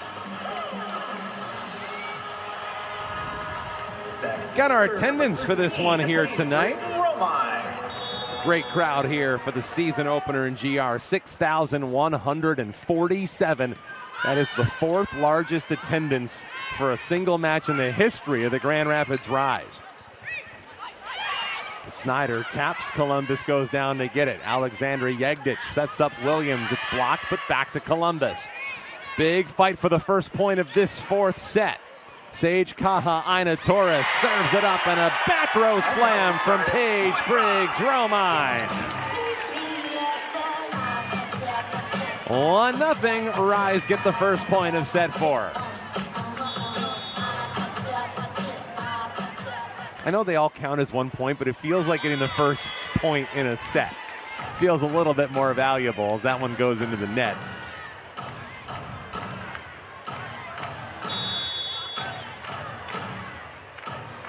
They would love to get a big lift from PBR in that back row like the one she just had.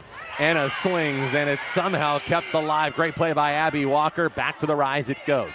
Ogilvy, Sage, Anna taps. Wanted the middle, couldn't find it. Now another swing, and it is down point Columbus. They've got a 2-1 lead.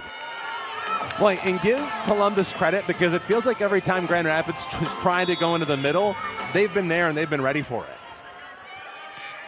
Walker serves, it is long, service air, Columbus, and we're even at 2.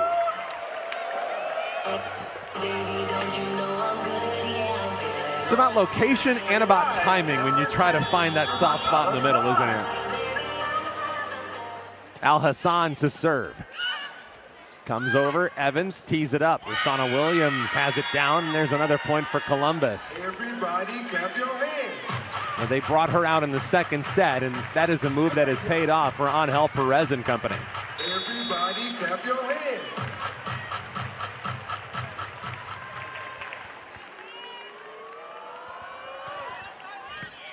We are here at Van Andel Arena in Grand Rapids, Michigan. As a nice play by Ogilvy keeps it alive.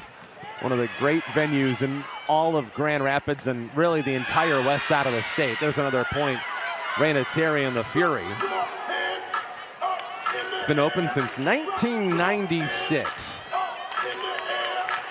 It's also home to the Grand Rapids Griffins of the American Hockey League. That's an affiliate of the NHL's Detroit Red Wings. Also the Grand Rapids Gold of the NBA G League. They're a Denver Nuggets farm team. Service there goes back to Grand Rapids, so a point. It's 4-3 here in set number 4. I was actually talking with somebody here at the building, and they said that in the month of January, there are only 4 days where there's nothing going on. Great little play on the side. Leah Meyer finds the corner pocket, and we're tied at 4.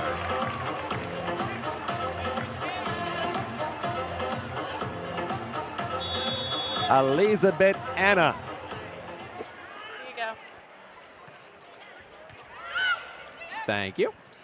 Here's another swing and a point for Reagan Pittman-Nelson. Make it 5-4 in favor of Columbus. I don't think Pittman-Nelson has been stopped tonight on that slide. She's doing so well hitting directly down that line. And if you're Grand Rapids, what do you do in order to neutralize an attack that looks and feels like that? Maybe Carly Snyder can be the answer. Columbus takes it back. Pittman-Nelson got it blocked there by Snyder, but got it in a funny spot. Over it comes. Down goes Enna to keep it alive. Snyder swings, and it is blocked. Evans and Reagan Pittman-Nelson. And it feels like every time they start to get points, it's because of those same names like Reagan Pittman-Nelson. Let's see what Raina Terry has in store for her serve. Snyder to Sage, back to Carly. Comes right back. Snyder has to set it up. Sage, slide play, Meyer blocked, back to the rise. Sage looking for Meyer again, little pop into the middle, nothing there. Columbus with Williams, down goes Ogilvy in Grand Rapids to get it. Back to Snyder, swings, it is blocked. Point Columbus. And it's the Fury who have seized control here in this match.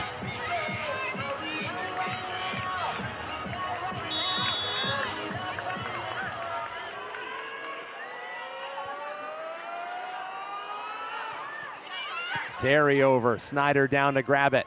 They look for some help from Paige Briggs-Romine, and they've got it. Little finesse to that one to put it down in the soft spot on the Fury defense. Here we go, Rise fans back to serve for Carly Snyder. Snyder to serve for the Rise. That's exactly who they'd like to have back there right about now. Hoists it up. With that top spin, it comes down to Columbus. They look to set up with Lush. Not there. Grand Rapids has it. Slide play. Meyer slams it down. Point Rise. They trail by 1 at 7-6. The longer they can keep Carly Snyder at the line, the better.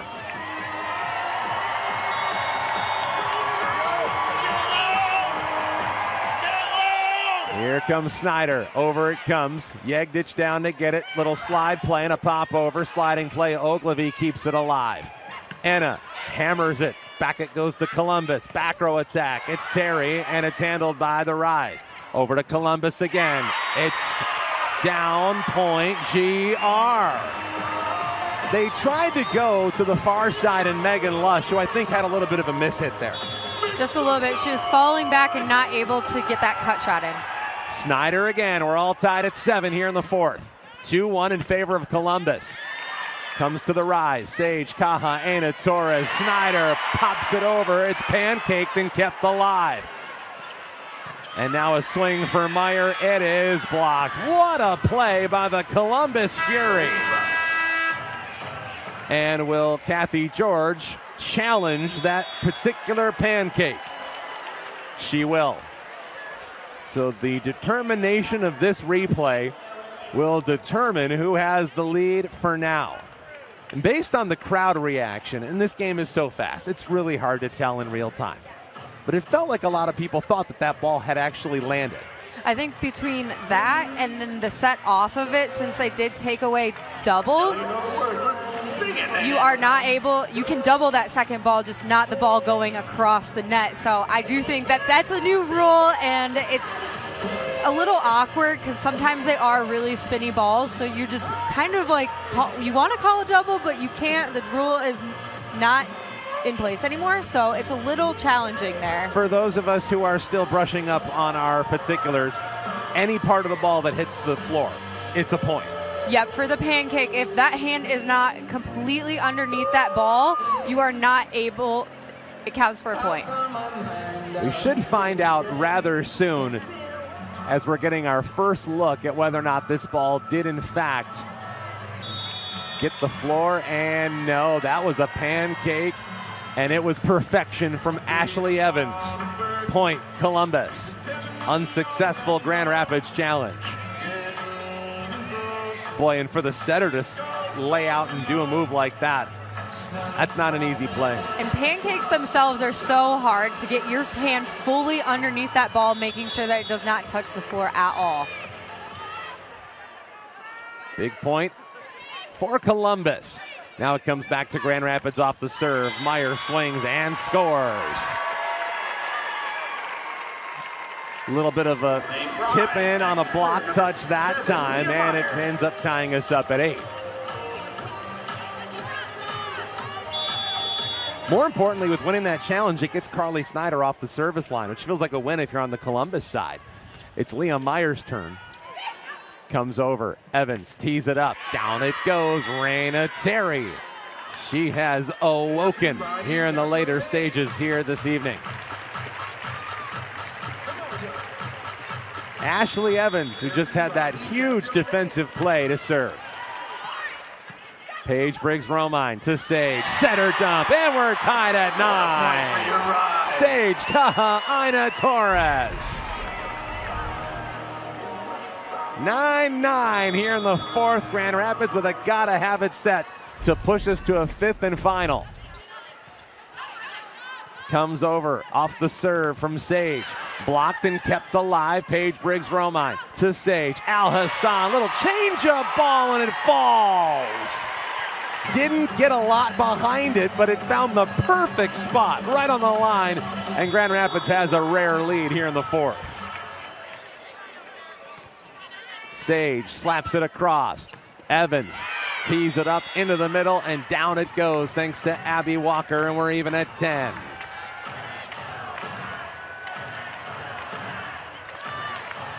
We're talking with Angel Perez, the coach of the Fury, before this game. I asked him, I said, how healthy are you coming into this one? He said, well, everybody's available. I don't know how healthy everybody is, but everybody's available.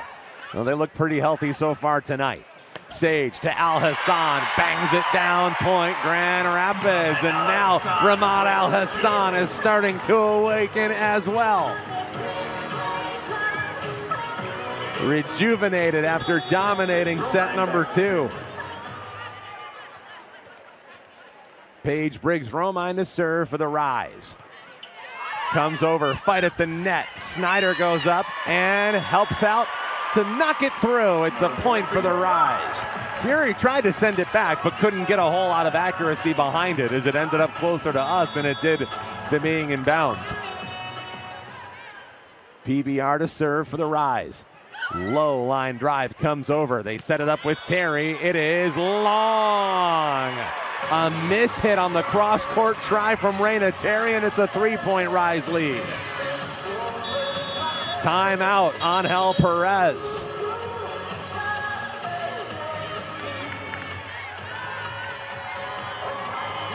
He wants to talk about it, and the Rise have some momentum on their side. All right, fans, we know you got the moves. I think back to the first season of the Grand Rapids Rise, and I think about what that season looked and felt like. And one of the things that I always remember was it always felt like the first set went the way of Grand Rapids. And I think it's easy to discount how much easier that makes life for your team, because otherwise you just feel like you're playing catch up all night. And that's kind of been what the Rise have been doing this evening. And right now they're in a must-win situation to send this into 5. So everything, their backs are against the wall. They're fighting to win this set. So Grand Rapids doing everything and anything they can. It's interesting that they've been able to find some way to get Ramat Al-Hassan back into a rhythm, because at least as far as tonight's concerned, when she goes, so does the Rise. Yeah, she's one of those players that you cannot underset because she has such a high reach. So really making sure that that ball is available for her to swing at is key. Paige Briggs-Romine puts her right hand into it, comes back. Columbus looking for Rashana Williams, and it's a block back to the Fury. Evans tries the other side. Terry, it is blocked. Elizabeth Anna and Ramat Al-Hassan. Boy, what a surge for Grand Rapids.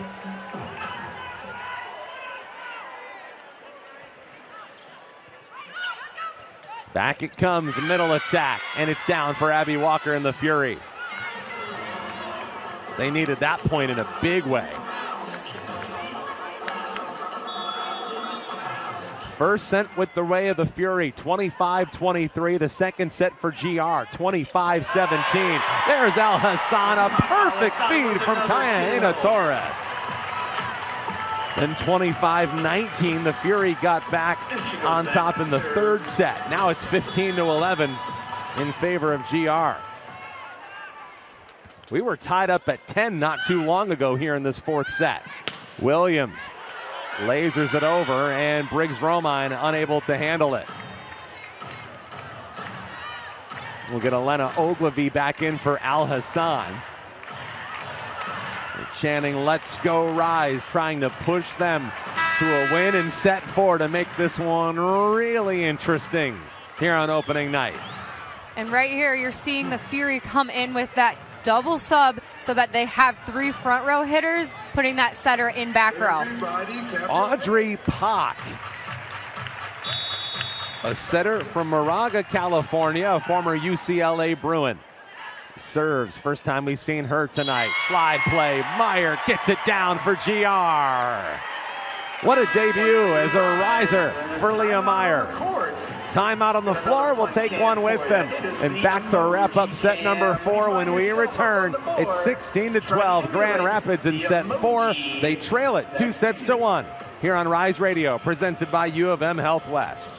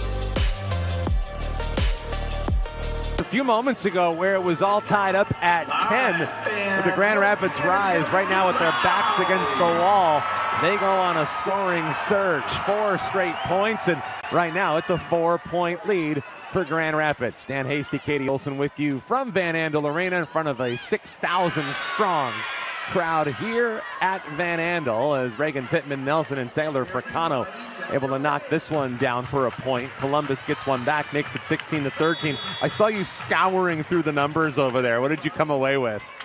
I was just looking at some of the hitting percentages and amount of kills that are coming through on the Fury side. Reagan Pittman, Nelson, and Raina Terry are holding their team together right now. Snyder tried the attack, and on the other side, a block in the middle. Leah Meyer and Carly Snyder. Grand Rapids loves themselves a good monster block. They've got a 4-point lead. Snyder slams it across and up in front. A little too strong, and Paige Briggs-Romine makes them pay for it. Puts it down for the Rise. What a play there from Paige Briggs-Romine. Are they still calling that a happy birthday ball? Point for the Rise. Over it comes from Snyder. Yegdich looking for Lush. Swings back end, handled by Snyder. They look for Paige Briggs-Romine. It's still alive. Yegdich looking for Lush again. It is blocked by the Rise. Sage Kaha, Ina Torres, and Liam Meyer team up. Timeout, Columbus.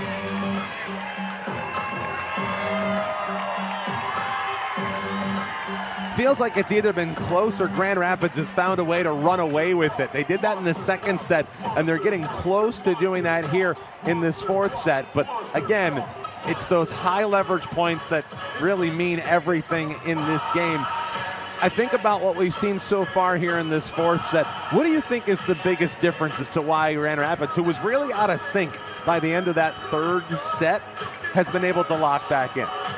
They're serving tougher and keeping the Fury out of system. When you get the Fury out of system, their ability to set Reagan Pittman Nelson is way more challenging. And then you're also seeing that with Abby Walker. They can't get those middles involved, and then they know where to line up on those pin hitters, which makes it way more challenging for Lush and Terry on the outside.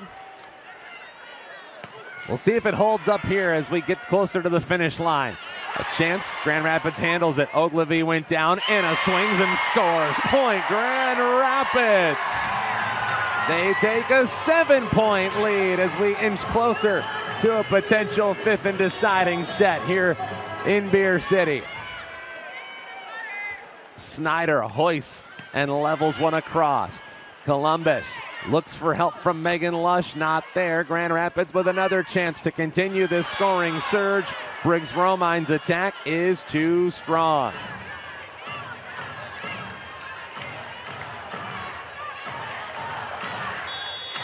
(20-14). Grand Rapids up by 6 here in set 4, with Columbus leading it 2-1.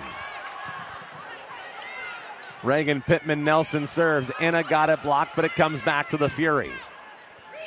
Fury far side. Lush swings, got it blocked, but it comes back. Ogilvie digs. Sage, slide play. Meyer gives it back to the Fury. Didn't have a lot behind that one. Lush swings, and it is out of bounds. Point Grand Rapids. Back up by 7, 21-14. Number 7, Leah Meyer back to serve. That's an unforced error that time for Columbus. And in this game of runs, we've almost seen them come in batches. Pak leaves it near side, an attack and a diving play by Snyder, unable to keep it high enough. Point Fury. We'll go back to the other side, and Raina Terry. So we get a couple of substitutions for the Fury. They send Fricano and Pak out. Ashley Evans has returned. Rashana Williams comes back in as well. Evans, too long. What a great play there by Carly Snyder. Service error. It's a low liner. It feels like those are really hard to read in the moment, but Snyder does a great job in the back row. Sage Kaha, Ina Torres. Over it comes. Chance in the middle. Goes back to Columbus. Evans. Not there for Columbus. They set it up. Paige Briggs-Romine finds the floor. Point Grand Rapids. Paige Briggs-Romine delivering when her team needs it most. Sage to serve. Tips the top of the tape, comes back. Fury on the attack, and Rashana Williams bangs it down. Kashana Williams, just an outstanding first game for the Fury.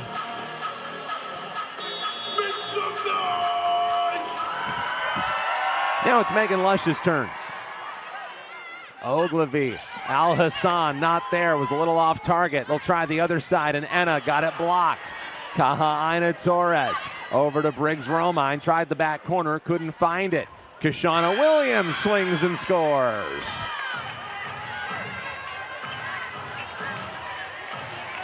And again, kind of reminds you of the second set. They can't afford to trade points if you're on Columbus's side. They're in need of that big run.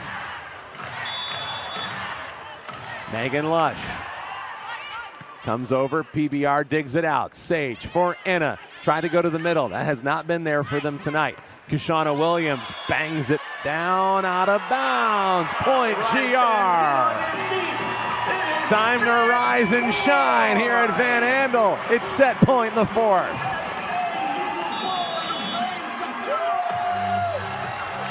Paige Briggs Romine, with the help of her head coach Kathy George, urging her on, comes over. Kashana Williams, it's dug out by Ogilvy, comes back and finds the floor. Point Columbus.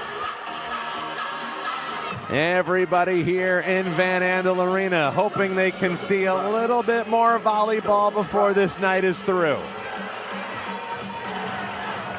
Abby Walker to serve.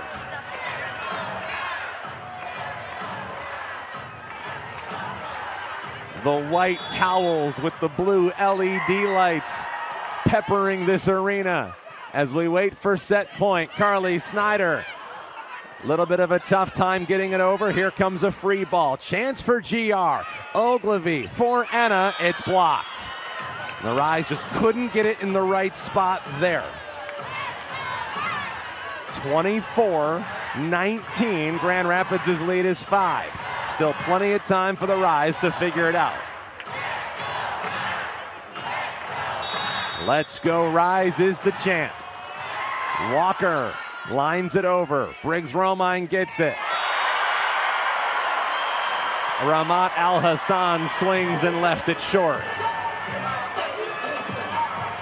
That's 3 straight set points that have been unsuccessful for Grand Rapids.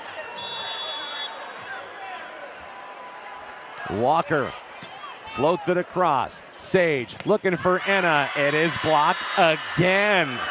4 in a row with their backs against the wall for the Fury. Well, there goes your margin for error. Now if you're Grand Rapids, you've got to lock in.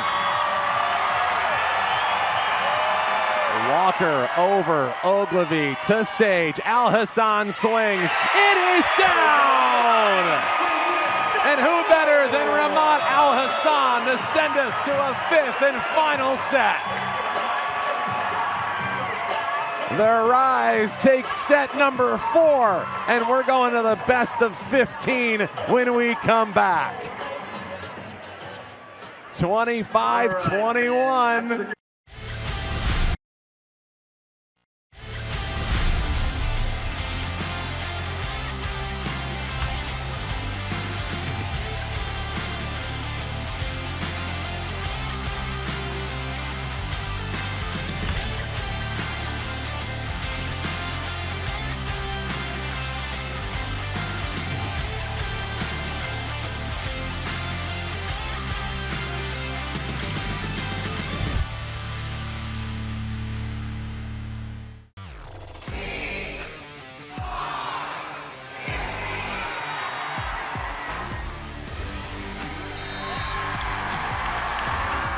Band, Abby Walker.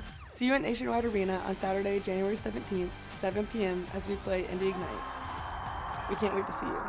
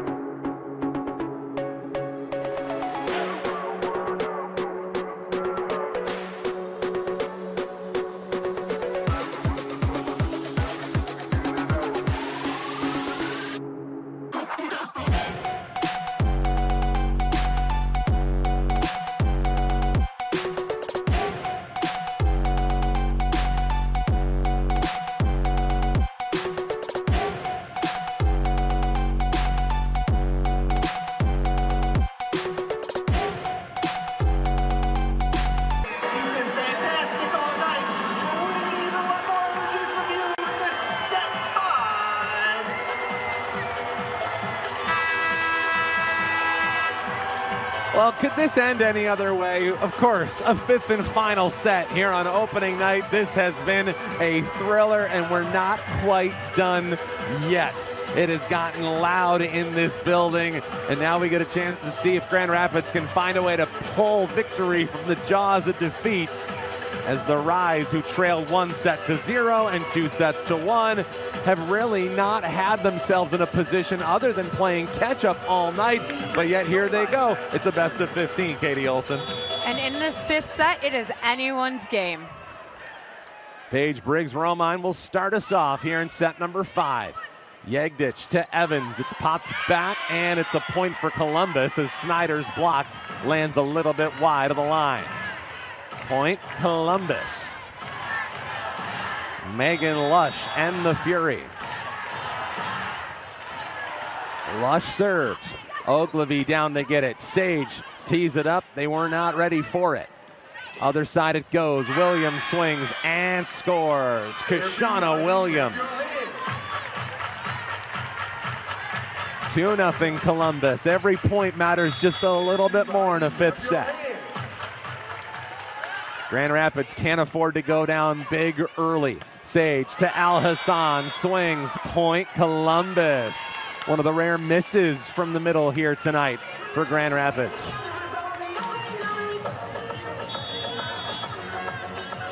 Rise have a lot of work cut out for them now. Lush once more. Briggs-Romine, Sage, Anna, got it blocked. Here comes Columbus. And you almost kind of feel like what they did at the end of that fourth set has started to carry over. They got a ton of points before the end of it. Raina Terry on that outside pin, just really pushing into 6 and not giving any space. Timeout, Kathy George and Grand Rapids will stay here. Now it's 4-0 in favor of the Fury. It's a 1st to 15 setup here in the fifth set. So now there's a whole lot left on the table for Grand Rapids, but they're starting to dig themselves in a pretty big hole right now. And it sort of feels like Columbus is just going after it right now. No matter what Grand Rapids has tried to do here in these first 4 points, Columbus has seemingly had an answer for them. You mentioned Raina Terry. Felt like it was a little bit quiet for Raina Terry the first 2 sets, but they've unlocked her in the last few sets. Any reason why? Setting up those middles, Regan Pittman doing such great things in the middle, which relieves that pressure from Terry, and now she's able to come alive. So you're really seeing that. What does Grand Rapids have as a potential answer? Briggs-Romine, Sage looking for Snyder. Block sends it sky high. Evans looking for Kashana Williams. It is blocked. Al Hassan and Snyder. The Rise were desperate for that point, and they get it. It's 4-1. And much like the entire night, Grand Rapids playing catch up. Al Hassan serves. Yegdich, Evans, Terry swings and scores. Raina Terry, one of the best in the MLV. And now Columbus is inching closer to the finish line here on Rise opening night. And a mishit there from Briggs-Romine to the middle. Fury slam it down.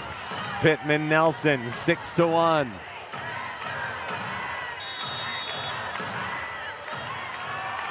Abby Walker's turn comes over. PBR has it. Sage to Snyder. Swings. It's back to the Fury. Evans looking for Terry. It's blocked. Point. Grand Rapids. Elizabeth Anna. Got some help in the middle there, I think, from Taha Ina Torres. Elizabeth Anna.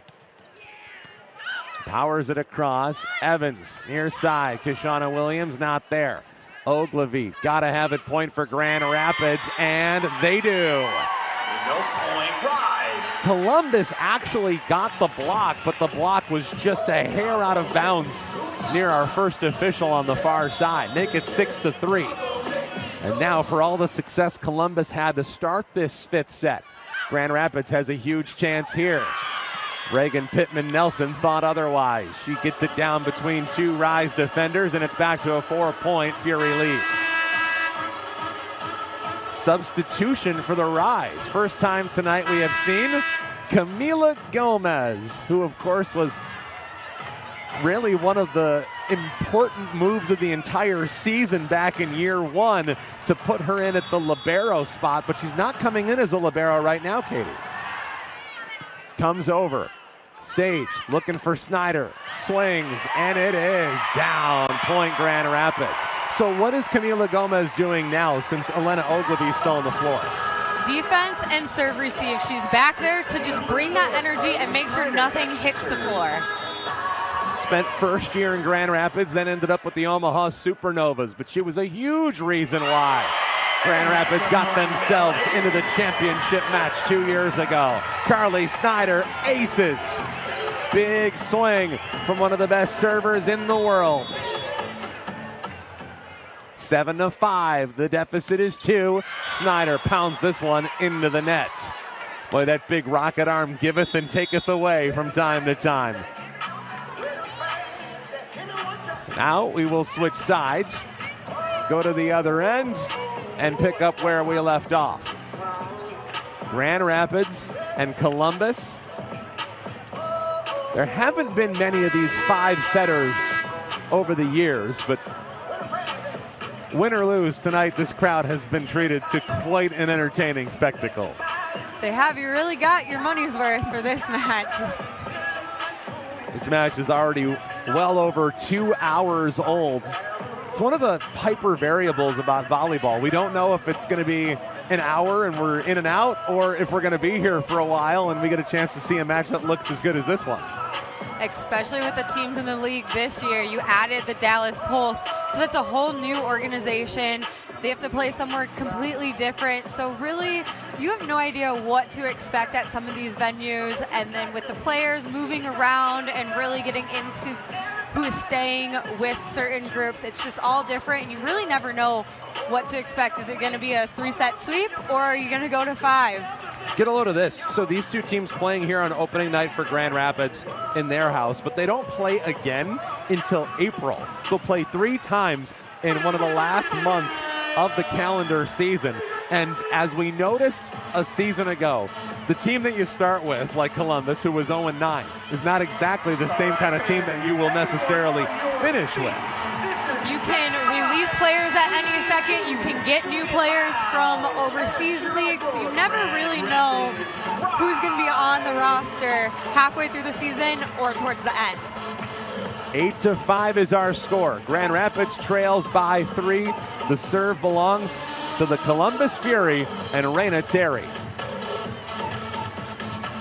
Camila Gomez, Elena Ogilvy, Paige Briggs-Romine, Leah Meyer.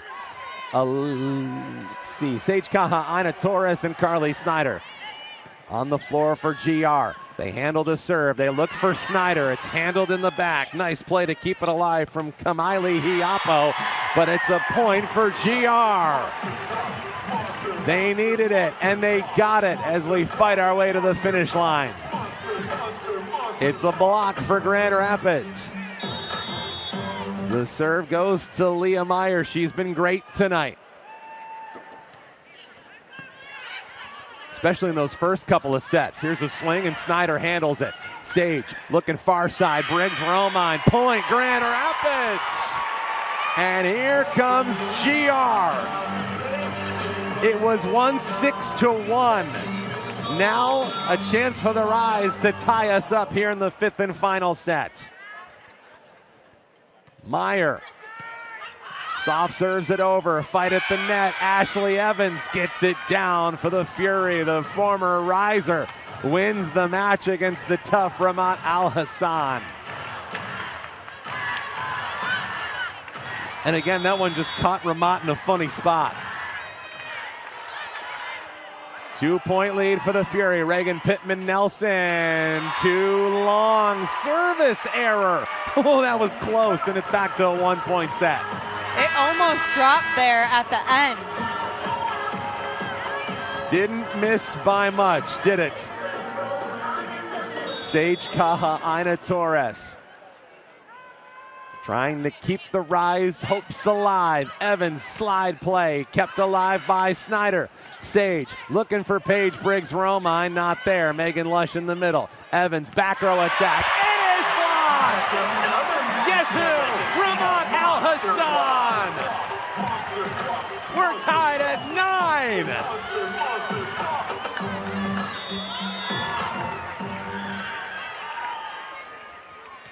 Sage again comes over. Evans looking for Terry, swings and scores, and Columbus gets back on top.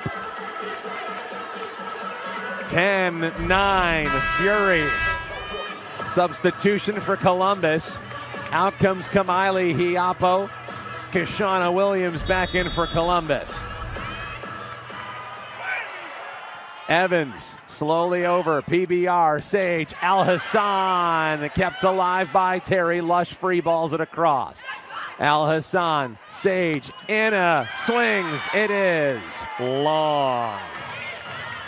That's a big mistake at a juncture like this for Grand Rapids, who have been desperately trying to find the big plays in the big moments. They trail by 2. Serve over. Snyder, Sage, PBR, swings. It's a fight at the net. Al-Hassan slams it down. A happy birthday ball. Gets them within a point. Al-Hassan with another kill. Paige Briggs-Romine back to serve.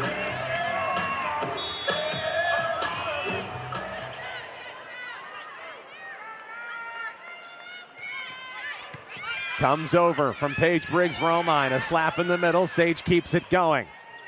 Far side, Snyder taps. Not there. Columbus with a chance to extend their lead. Kashana Williams got it blocked, but it comes back. Evans back row attack from Terry. Too close to the net goes Columbus. It's a point. Grand Rapids, and we are tied. First it was a race to the 5th set. Now it's a race to the next 4 points. Even at 11. Briggs-Romine again. Soars it across. Evans looking for Williams. Partially blocked, comes back. Williams sends it back. A chance for Grand Rapids. Snyder swings. She lands it in the back corner. And the Rise take a 1-point lead. Timeout Columbus. They are getting really loud here at Van Andel.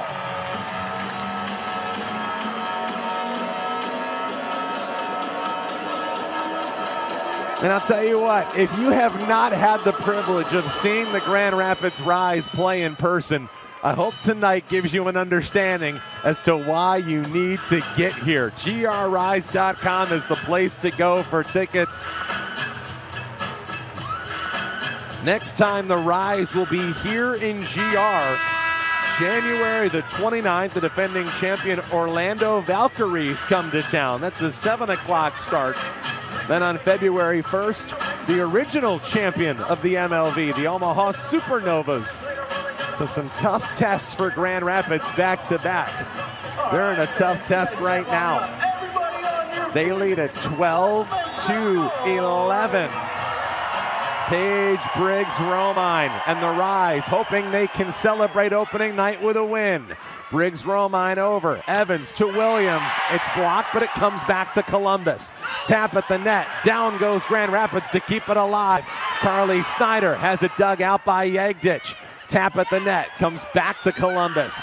They have a chance and they miscommunicate in the middle. Yegdich can't handle it. Point Rise. It's always about who makes those mistakes in the big moments. That's a big one for Columbus. Huge, because that should have been an easy second ball for the Fury. Briggs-Romine again. Into the middle. Evans to the middle. Down it goes, just out of the reach of the extended arm of Sage Kahaina Torres, and it's 13-12. Got to win by 2. I get the feeling we might not have that answer for a while. Megan Lush pops it over. Briggs-Romine towards the net. Al-Hassan plants it down! Kill the lights! It's match point for the Grand Rapids Rise.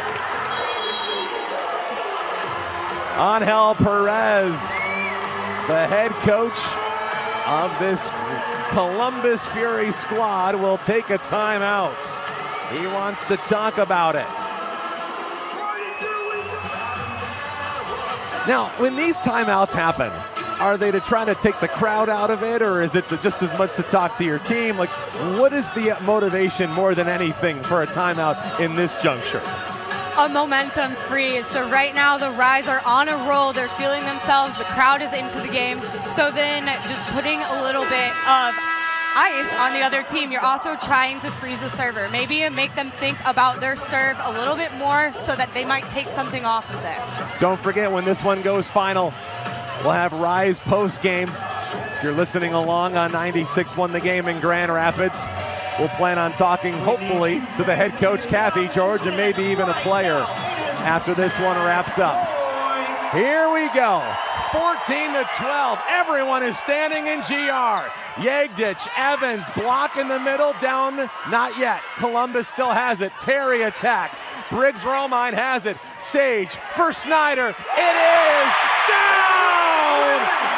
Rise and shine! The Grand Rapids Rise come back to win it in 5.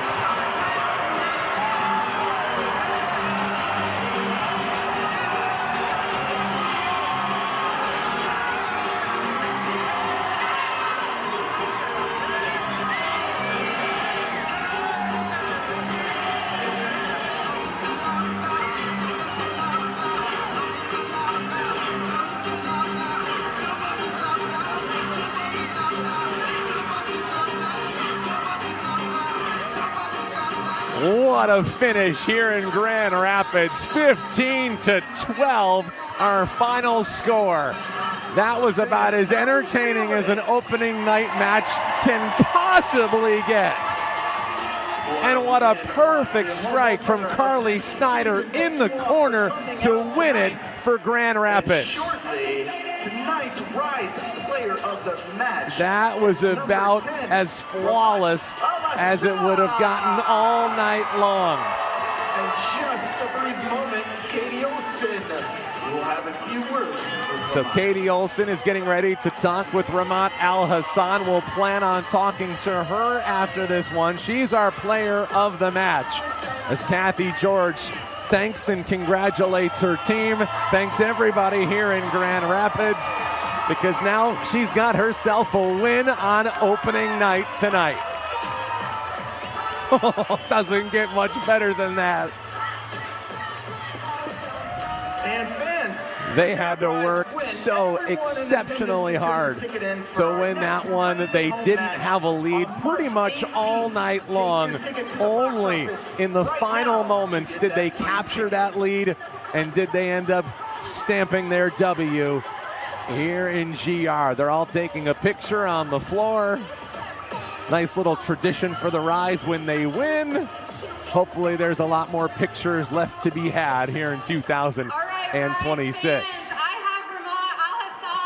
We'll go ahead and take a look at the numbers for the final, and we'll go ahead and take a look at everything that was this match, because Katie Olson able to talk to Ramat Al-Hassan. Let's see if we can listen into this a little bit. I just think that we have been fighting since December 1, and what we showed tonight just proves that we have a really good team, and nothing that we do is individual. We do it all together. Not only were you a force at the net blocking, but also a leader in kills. What do you have to say about that? Like I said, I don't do anything alone, because I don't pass, and I definitely am not the one setting myself. So props to my teammates, because again, can't do it by myself. And the last question, what do the fans mean to you tonight? How amazing was it having all of them here? Absolutely an amazing time. I mean, the energy that you guys brought is amazing, and it keeps us going when we're tired and we know that we're fighting for you. So I just want to say a really big thank you to you guys.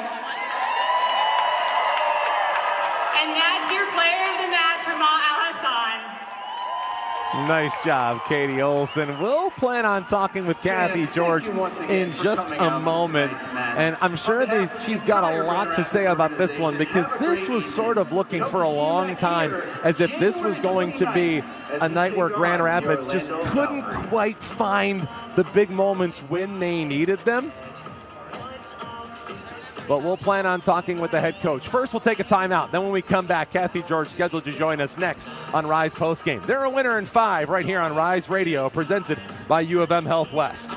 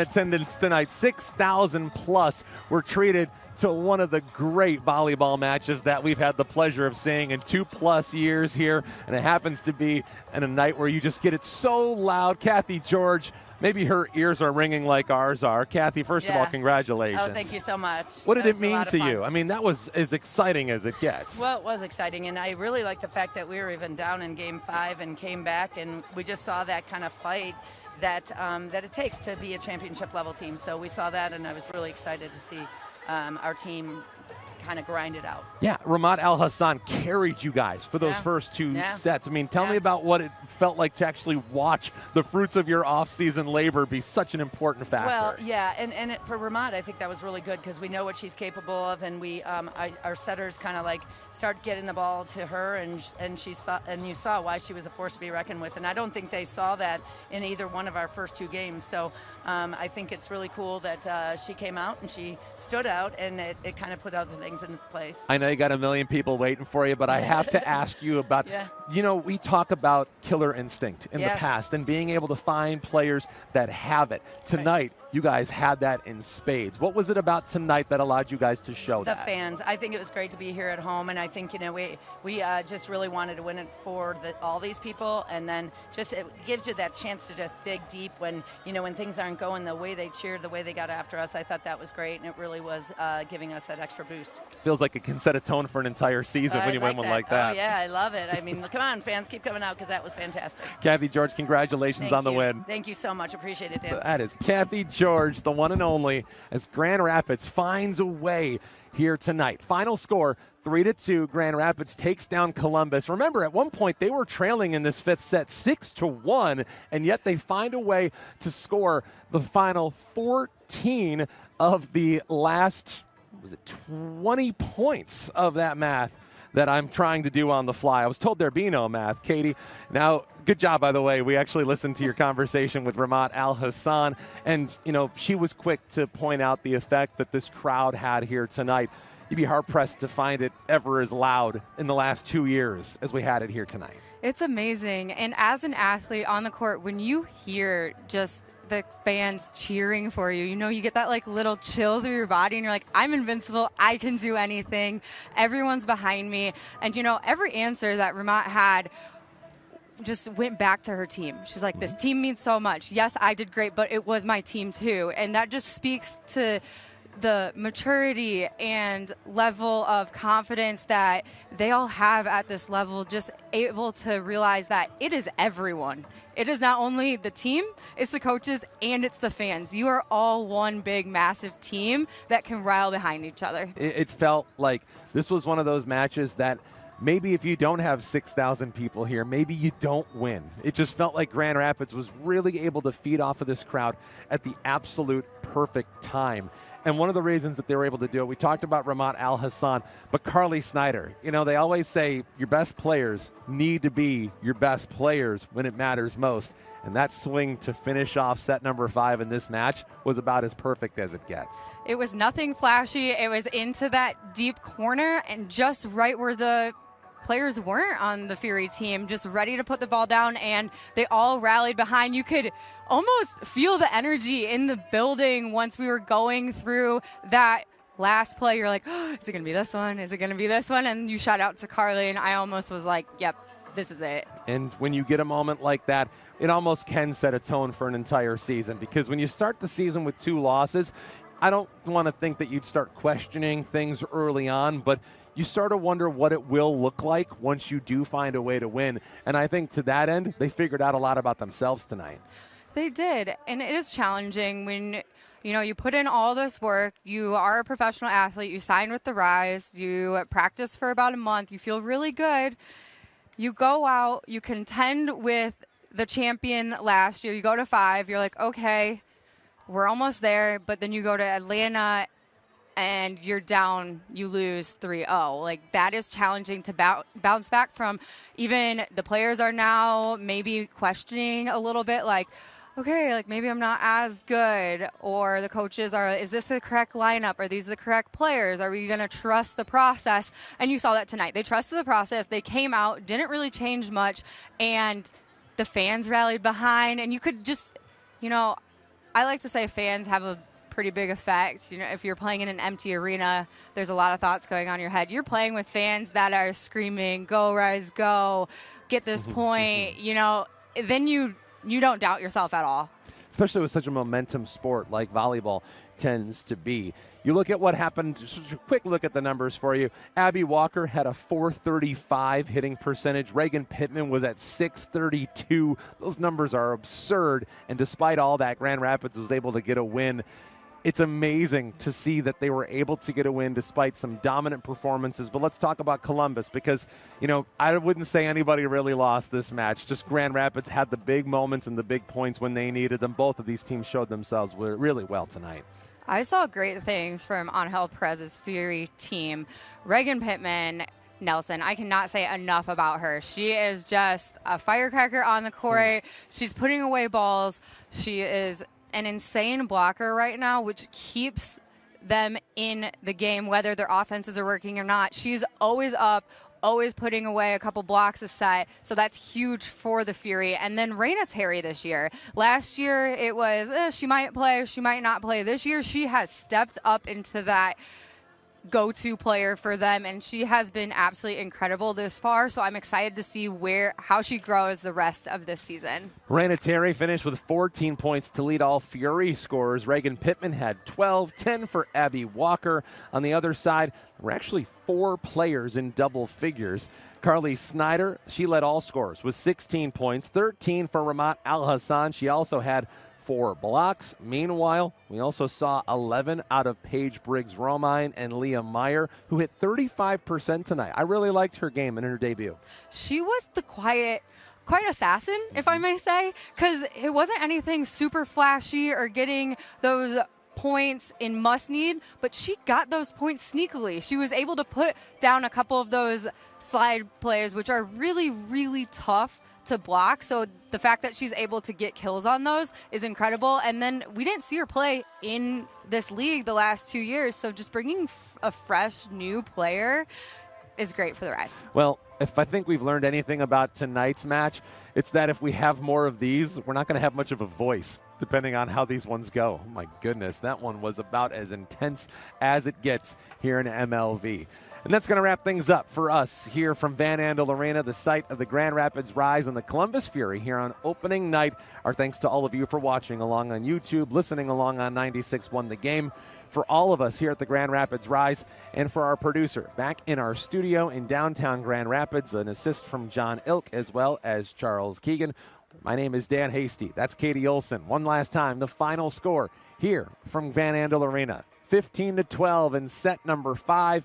That gives Grand Rapids and the Rise a win in their home opener, 3-2. We will talk to you for the next home match for the Grand Rapids Rise coming up after Grand Rapids goes to San Diego. They'll take on the Mojo in their next match, and then they come home to face the last 2 champions of Major League Volleyball on January 29th, the Orlando Valkyries at 7 p.m., and on February 1st, it's the Omaha Supernovas at 4. You can get tickets online at grrise.com. And for all of us at the Rise, and again, for KO, Dan Hasty, thanks again for watching and listening along. We'll talk to you again soon. Until then, so long, everybody.